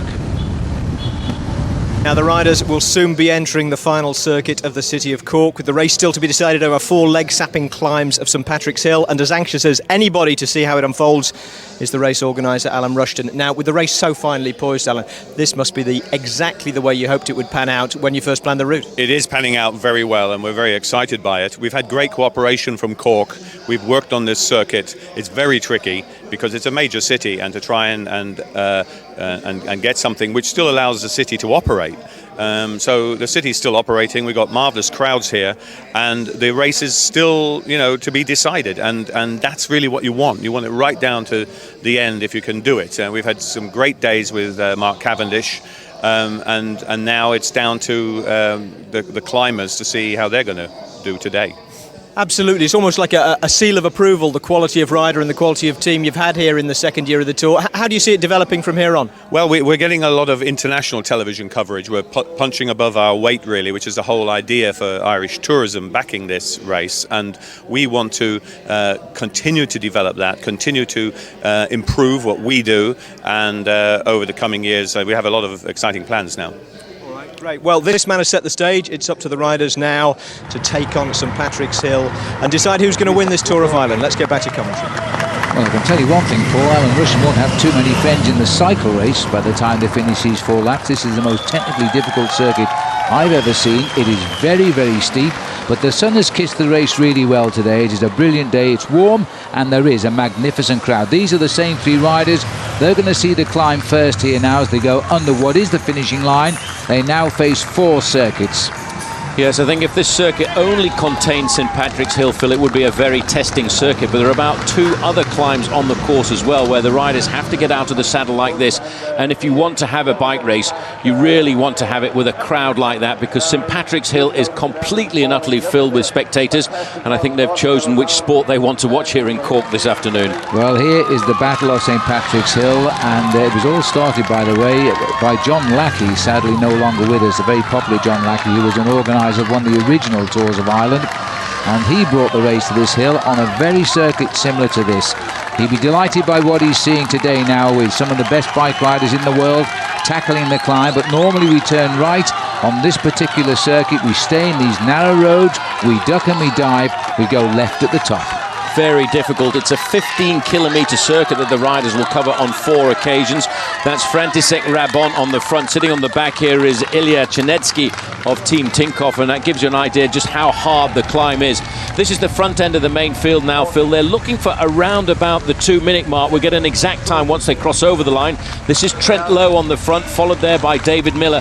They are trying to set something up for their man Julian Dean, who currently is in 2nd place overall, only looking for 2 seconds on the day. Well, Julian Dean came out of the Tour de France getting stronger and stronger. He's held that form to this race here, and he is actually in a position to win it, and he knows it now. Back further up the climb here, and just look how they're labouring now. And there's trouble here, Paul, because Černetsky, who was the best place rider in the overall classification, doesn't like the climb at all. Well, this is one of the other small climbs around the circuit, and yes, Černetsky here in a spot of bother as he looks forward, and I think he's now decided the best part of valour is to let the other 2 riders set the pacemaking in front, and he'll try and get over the top of this climb.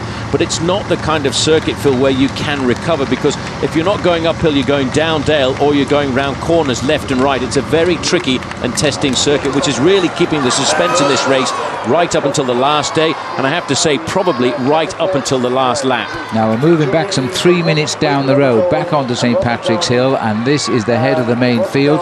It's a bunch of around about 45 riders here who are tackling the climb, and it looks like David Miller tucking into our picture here.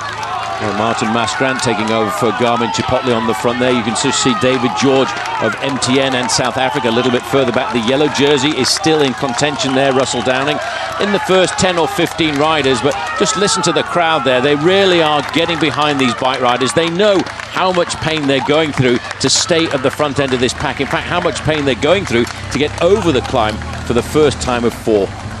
Well, there's the result of the riders ahead have gone over the top first time. Rabon and Eriksson and Černetsky were together. Maskant is the rider here at the head of the field. He was placed in Paris-Roubaix this year, the first time he's attempted that race. But there's big trouble now because Ilya Černetsky has not got back to these 2, and it looks as though he's falling away.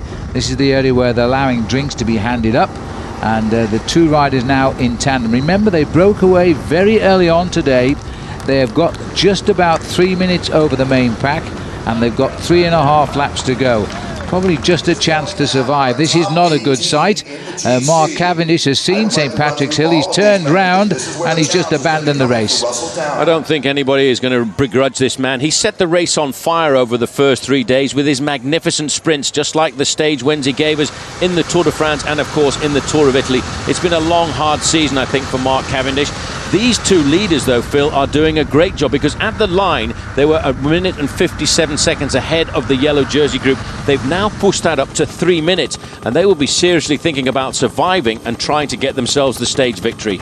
Well, this is the next chasing group trying to get up there now. Remember, those 2 riders up front are both the time trial champions of their country, the Czech Republic and of Sweden. And this is an interesting move. This is Alexander Gottfried here.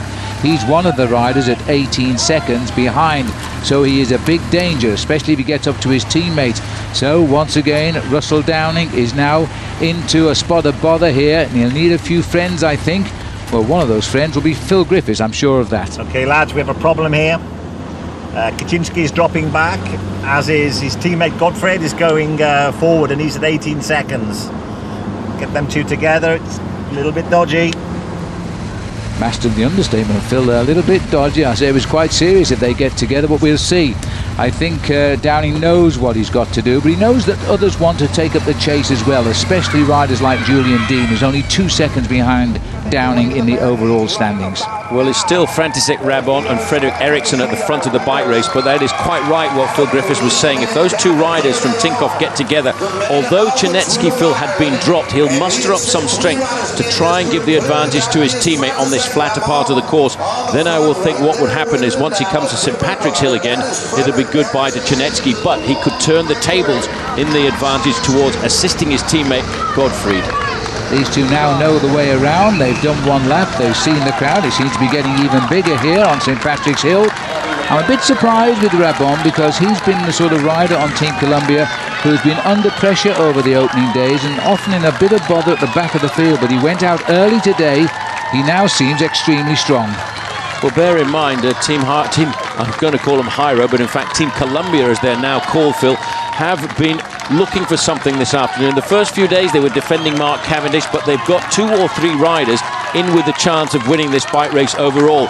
And the fact that they've got a man in the breakaway, they could also be trying to use this tactic a little bit later in the event if they need a man in the front to call him back if the attacks come from their men highly placed in the overall standings. Well, Eriksson here, the time trial champion of Sweden. Earlier in this race, he was away for an awful long time. It paid no dividends for him then. Maybe better luck today. This is the chase group, and the man missing, of course, is the yellow jersey of Downing. But Chernetsky has made the junction with that group. He's been caught by his teammate now. He's probably buried himself along the flatter part of this course to try and stretch the advantage of this small group over the yellow jersey group, containing, of course, the man who leads overnight, Russell Downing. I think just noticed there that Chernetsky was pulling over, Phil, and I think it's job done for him. He'll just wait for the main field. But there, it's putting a little bit of pressure onto the shoulders of the yellow jersey, who's looking now for a few friends in this pack. It all sounds a novel tactic, one man dropping back to take forward his teammate, but I think the reason Chernetsky dropped back was he was finished and he wasn't able to help Godfried there at all. That gap of 32 seconds is between that little group of chasers and Russell Downing in the yellow jersey bunch, which is right here. You can see Downing just below us there, and that they are looking to bridge 32 seconds, which means that Godfried at the moment is the overall leader of this race on the road. That's the man in 4th position, his teammate there just slipping away. Yes, he started the day only 18 seconds behind Russell Downing in the overall standings, and that's why he's putting a lot of pressure on the yellow jersey at the moment. There you can see it's an incredible atmosphere here, and what an atmosphere for these bike riders to race in. Slipping back now, Chernetsky there in the yellow jersey of Tinkoff. Phil, his job done for the afternoon. He's put pressure onto the shoulders of the yellow jersey. Everybody going crazy on this climb. Well, you need a lot of effort here, and you've got to make it on the spot. The Irish rider there was Daniel Fleeman. He's also an 18-second back man, so he's looking for the move, and it had to come, and St Patrick's Hill is the place to do it. A superb acceleration there by Russell Downing, and a desperate moment, but he knows he's got to get up to that lead group. Well, he has to control, when you're the yellow jersey, the leader of a bike race like this, you've got to stamp your authority all over it. These two men are stamping their authority over the actual stage for the moment, but here, this is a great performance by the man in the yellow jersey. I absolutely agree, because the chances of winning this race when there are so many riders on so many teams who can really use a lot of tactics to break you, so far he's been up for it. There are the leaders of the chasing group, and he's reaching them, which puts him back in a good position. Well, what's also happened here, Phil, he's put time between himself and his closest challengers, because Julian Dean's not here, Michael Barry's not here from Canada, and this might be the move that gives him the real lead overall. So with just over 2 laps still to go, the yellow jersey's on Russell Downing, and he still reflects the sun over the River Lee. Now, before we rejoin the race, we're joined by a man uniquely qualified to comment on it. Pat McQuaid, who won the Tour of Ireland in 1975 and 76, ran it for several years when it was the Nissan Classic, and now, of course, runs the whole of professional cycling as president of the UCI. Now, Pat, I suppose one of the hardships of living in Lausanne is that Swiss television doesn't carry the Tour, so you've got to fly over if you want to see it. Well, no, that's not quite true, because I have my Irish television over there, so I can actually see it. But no, I've flown in for the weekend just to visit the race and to give it a bit of support, because it's very important. It's an important race, not just for me being an Irishman as such, but it's an important race for the sport of cycling as well. I mean, you've got global responsibilities now, but this race always must have a special place in your affections. Well, naturally, it would do. I mean, I, as you say, I now live in Switzerland, so I don't get back to Ireland too often, and You know, when there's an opportunity to come to a race like this, you know, I take that opportunity. But and I will always keep an eye on Irish cycling as well, not just this race, but in the development of the sport in Ireland. And even though my responsibility, like you say, is developing the sport all around the world, but naturally enough, when you've been associated with a country and with cycling in this country for so long, I can't forget it. I mean, you were in the thick of things for so many years here. Now you've got a broader perspective. What's your take on the current state of health of Irish cycling? I think it's in a very good state, and I think there's a lot of support here for the sport. It's a sport that's well grounded in Ireland, in the culture in Ireland, and I think there are a lot of young kids coming up, and the opportunities are there for them, and it's wonderful to see races like this taking place. And I think whether we can find another Kelly or another Roach remains to be seen, but there's no reason why we shouldn't keep looking for one.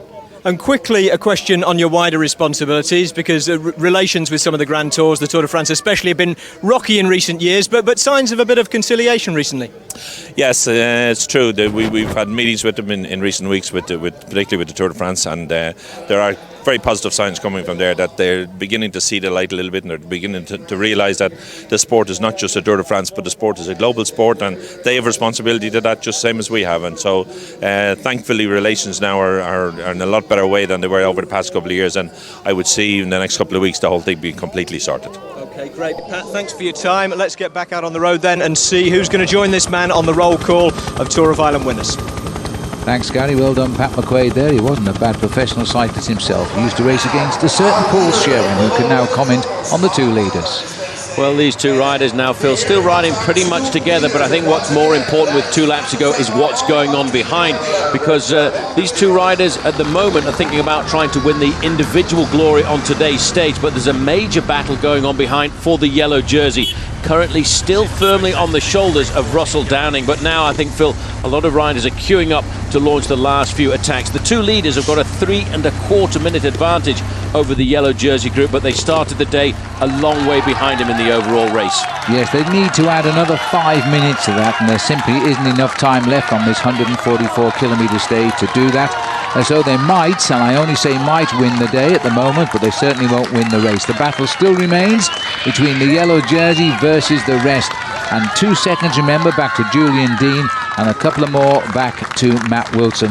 And those 3 riders still locked together in this very group here. I have a feeling now we can see Team Garmin, Chipotle and Team Columbia, Phil, trying to set something up there. Maybe an attack this time up the climb. In 5th position there is Julian Dean, the man you were just talking about, who's looking for only 2 seconds on today's stage on the yellow jersey. And there's Russell Downing over on the right-hand side. Still, I have to say, looking very good. He's got the advantage because the yellow jersey is on his shoulders, and it's up to everybody else to try and take it away from him. So we're looking at the riders again go through at the start-finish line here. Well, the finishing line, as it will be when they get back to it. They swing away then as they head round to start the climb yet again of St. Patrick's Hill. He has an unusual style, Russell Downing, Paul. He rides on the bottom of those handlebars. He always looks under pressure, yet he is clearly matching everybody at the moment.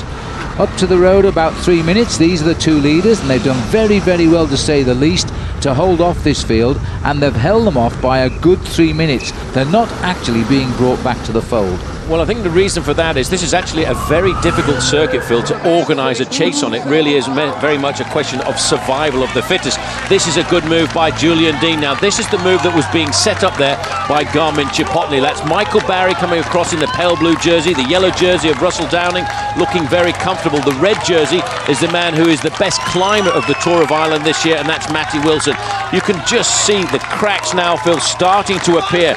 This is only the 3rd ascension. There's one more climb of St. Patrick's Hill to go after this one. Well, we've seen each of the big names make their attempt on this climb. So far they've failed, but this is an unusual sight, believe me. The champion of New Zealand, Julian Dean, who is a sprinter, going over the top behind the 2 forward leaders of this race in 3rd place, but the top 3 riders overall are marking that move. Matt Wilson wins the King of the Mountain, sponsored by Irish Ferries, by a clear 50 points. He's been the leader from day one, so he's the first winner of the Tour of Ireland, but we've still got to find out who the winner will be in the yellow jersey. Well, there's 7 riders in this group. group. A slight acceleration coming there from Michael Barry. That's not a good move for the man in the yellow jersey to allow him to go clear, because Michael Barry, Phil, is only looking for around about 18 seconds.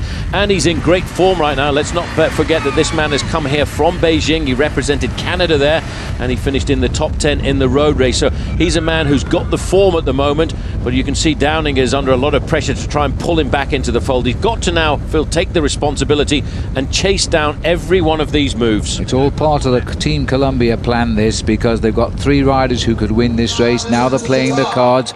Remember the words of Mark Cavendish, this is Magnus Bagstead, who was in early moves yesterday when he had a flat tyre. He's coming to a halt. His race is over. Left behind, no point in getting round those circuits again, as former stage winner of the Tour de France. But about the Team Columbia plan, Paul, this man now knows he's got the 18-second advantage. Mark Cavendish said very early on in this tour, when he was winning the stages, that they had other cards to play, and Mark Barry's name was one he put in, the other one was Marco Panotti. And when Barry gets caught, maybe Panotti will go, because he's in that pack. Well, that's the idea. I think that's why we've seen the team tactics of the big teams over the last couple of days, toughening up the race, maybe laying down the foundations for doing something here. Michael Barry has got himself a good move, but he's got to get to the finish line, Phil, and when he gets to the finish line, he's looking at another lap of 15 kilometres or 10 miles. Now, this man has he's actually got no teammates left with him in the group. But he is on top of his form, Russell Downing, and he knows if he can just master these attacks, he's got something. I can guess what Phil Griffiths might be saying to him right now. Russ, that's Barry just in front of you. Okay, looks like he's coming back, but the road's heavy. Okay, come on, go, ride, go Russ.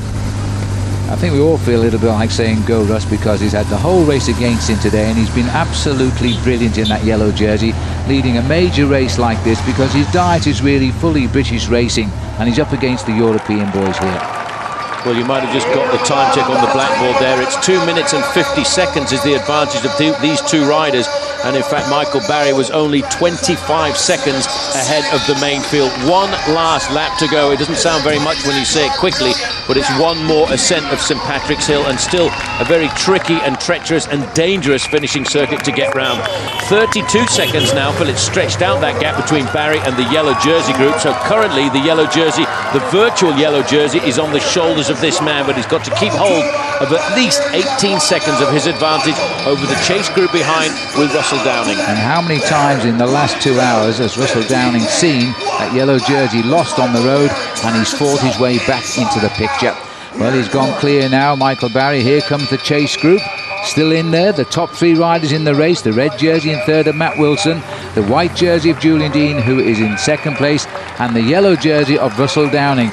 And they're now hunting for Michael Barry here. And it's also a battle between 2 big teams, because Garmin Chipotle have come to the front end of the main field. They're going to be an ally now for Russell Downing, because they don't want Team Columbia to win. That's why Trent Lowe on the front in the blue and white jersey is setting the tempo. But Phil, wait for a dynamite explosion once we come to the climb this time, because it's extremely important now, last time up the climb, to go for it if you want to win. There's the last on-post result too. Ericsson wins that up front, the Swedish time trial champion. This race, as David Miller calls it quits now and joins the list of the abandoned men. They have just caught Michael Barry and stopped his brave escape. That just leaves Rabon and Ericsson up front. They'll probably take the stage, but who's going to take the race as an immediate attack? It's a counter move, it's a light jersey. It can only be Marco Panotti of Team Columbia, and it is. Well, Panotti is the time trial champion of Italy. This is going to be the ride of his life if he succeeds. It must now cause great consternation to Phil Griffiths and to Russell Downing. Do it, Russ, it's your race. Trust me, do it. Well, Phil Griffiths is right, he's got to give it all. Has he not given his all day, Paul? And now Russell Downing is got to counter the move, and Matt Wilson is right with him. The tough thing about being the yellow jersey, especially in the closing stages of a race like this, Phil, is if you have no team support. All of the team, Pinarello, Candy TV, have sacrificed themselves in the early part of the race this afternoon. Now Russell Downing is on his own, chasing this man. And bear in mind that this man is a very good individual time trialist. 3 times in his career, Phil, he's been the time trial champion of Italy. He knows how to ride on his own. And now the chips are really down here, and Downing in the yellow jersey has it all to do here. Marco Pinotti is a member of Team Columbia, the only Pro Tour team in this event, and their experience now is showing here. They won the first 3 stages with Mark Cavendish, their sprinter. Cavendish always said he wasn't the man to look for the win. Pinotti was. 5 kilometres to go, and now off go the drinking bottles, lighten the load, because it's all about chasing this man down. The gap, Paul, 40 seconds. He needed 15 plus the win bonus for 3rd place, and he's got everything. That's what it's all about. He's just got to keep the tempo going here this afternoon. He started the day 18 seconds down. It still is a pretty rough ride to the finish. This is the final little ascent, and Matt Wilson there digging deep once again. He's already got a title from the Tour of Ireland in the bank. That's the King of the Mountains classification. But here he's trying to think about whether or not he can win this bike race overall, because the man in the red jersey there, Phil, started the day in 3rd place on GC.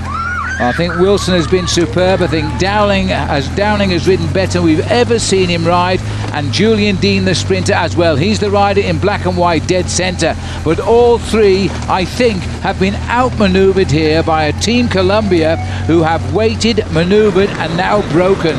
And we just hit 75 kilometres an hour. Pinotti is serious. Well, he's in the downhill part of the course now. That's almost 50 miles an hour. It's going to be very difficult to catch this man once he gets down to the last couple of kilometres. There's a few little squiggles in the circuit, but look at Russell Downing, Phil. He's trying to find every last little bit of energy that he can here. He dreamed, I suppose, last night of trying to win this bike race overall, but as you've said, he's been up against one of the top teams in the world, Team Columbia.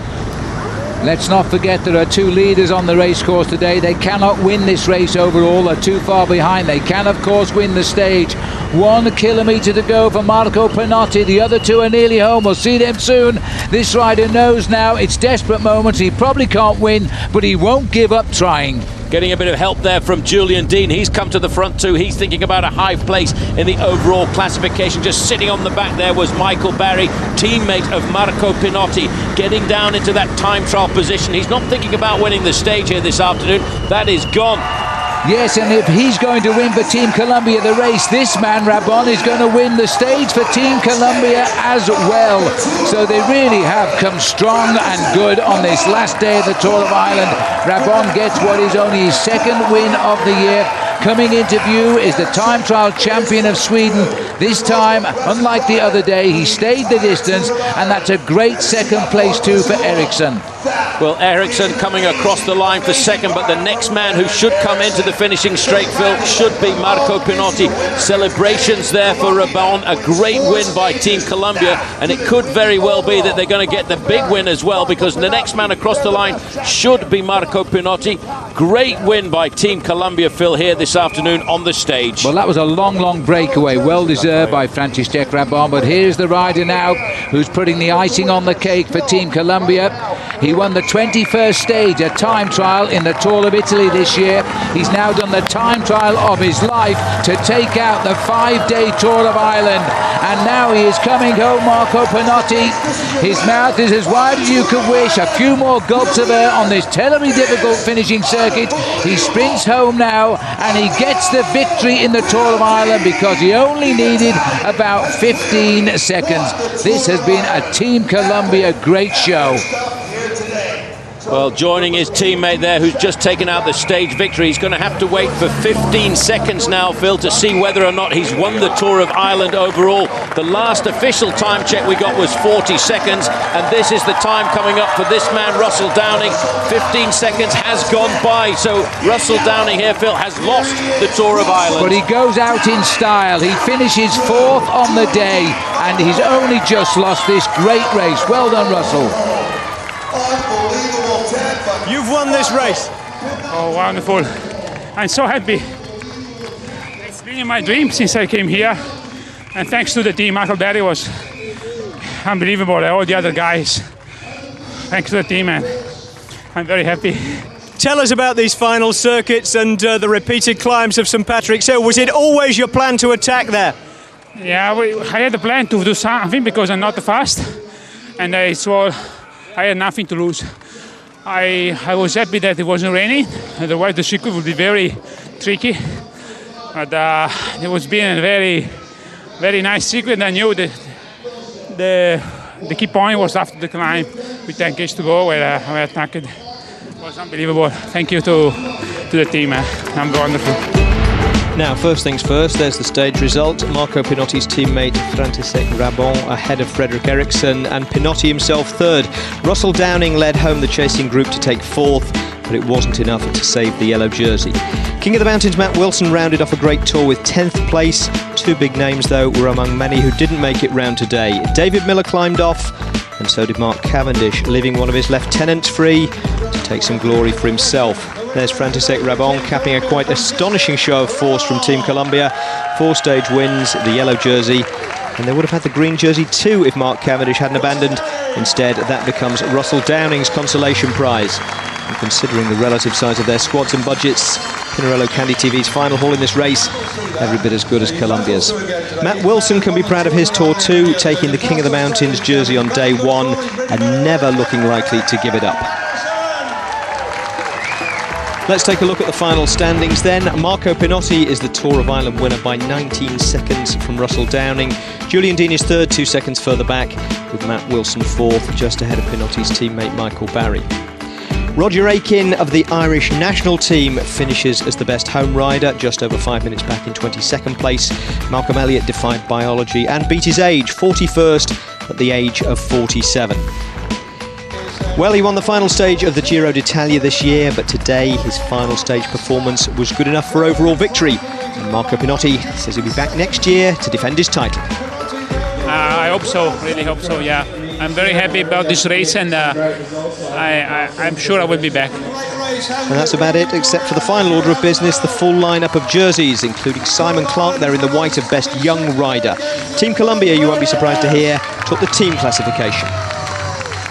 Well, you can't ask much more from a stage race than that. Great sprinting, great climbing, a yellow jersey that wasn't decided until the final circuit of the final stage, and of course a fabulous setting against which the whole drama could play out. It's only in its second year back, the Tour of Ireland, but already it looks and feels like a major fixture on the international calendar. That's it for the 2008 edition. We'll see you back here for the next one.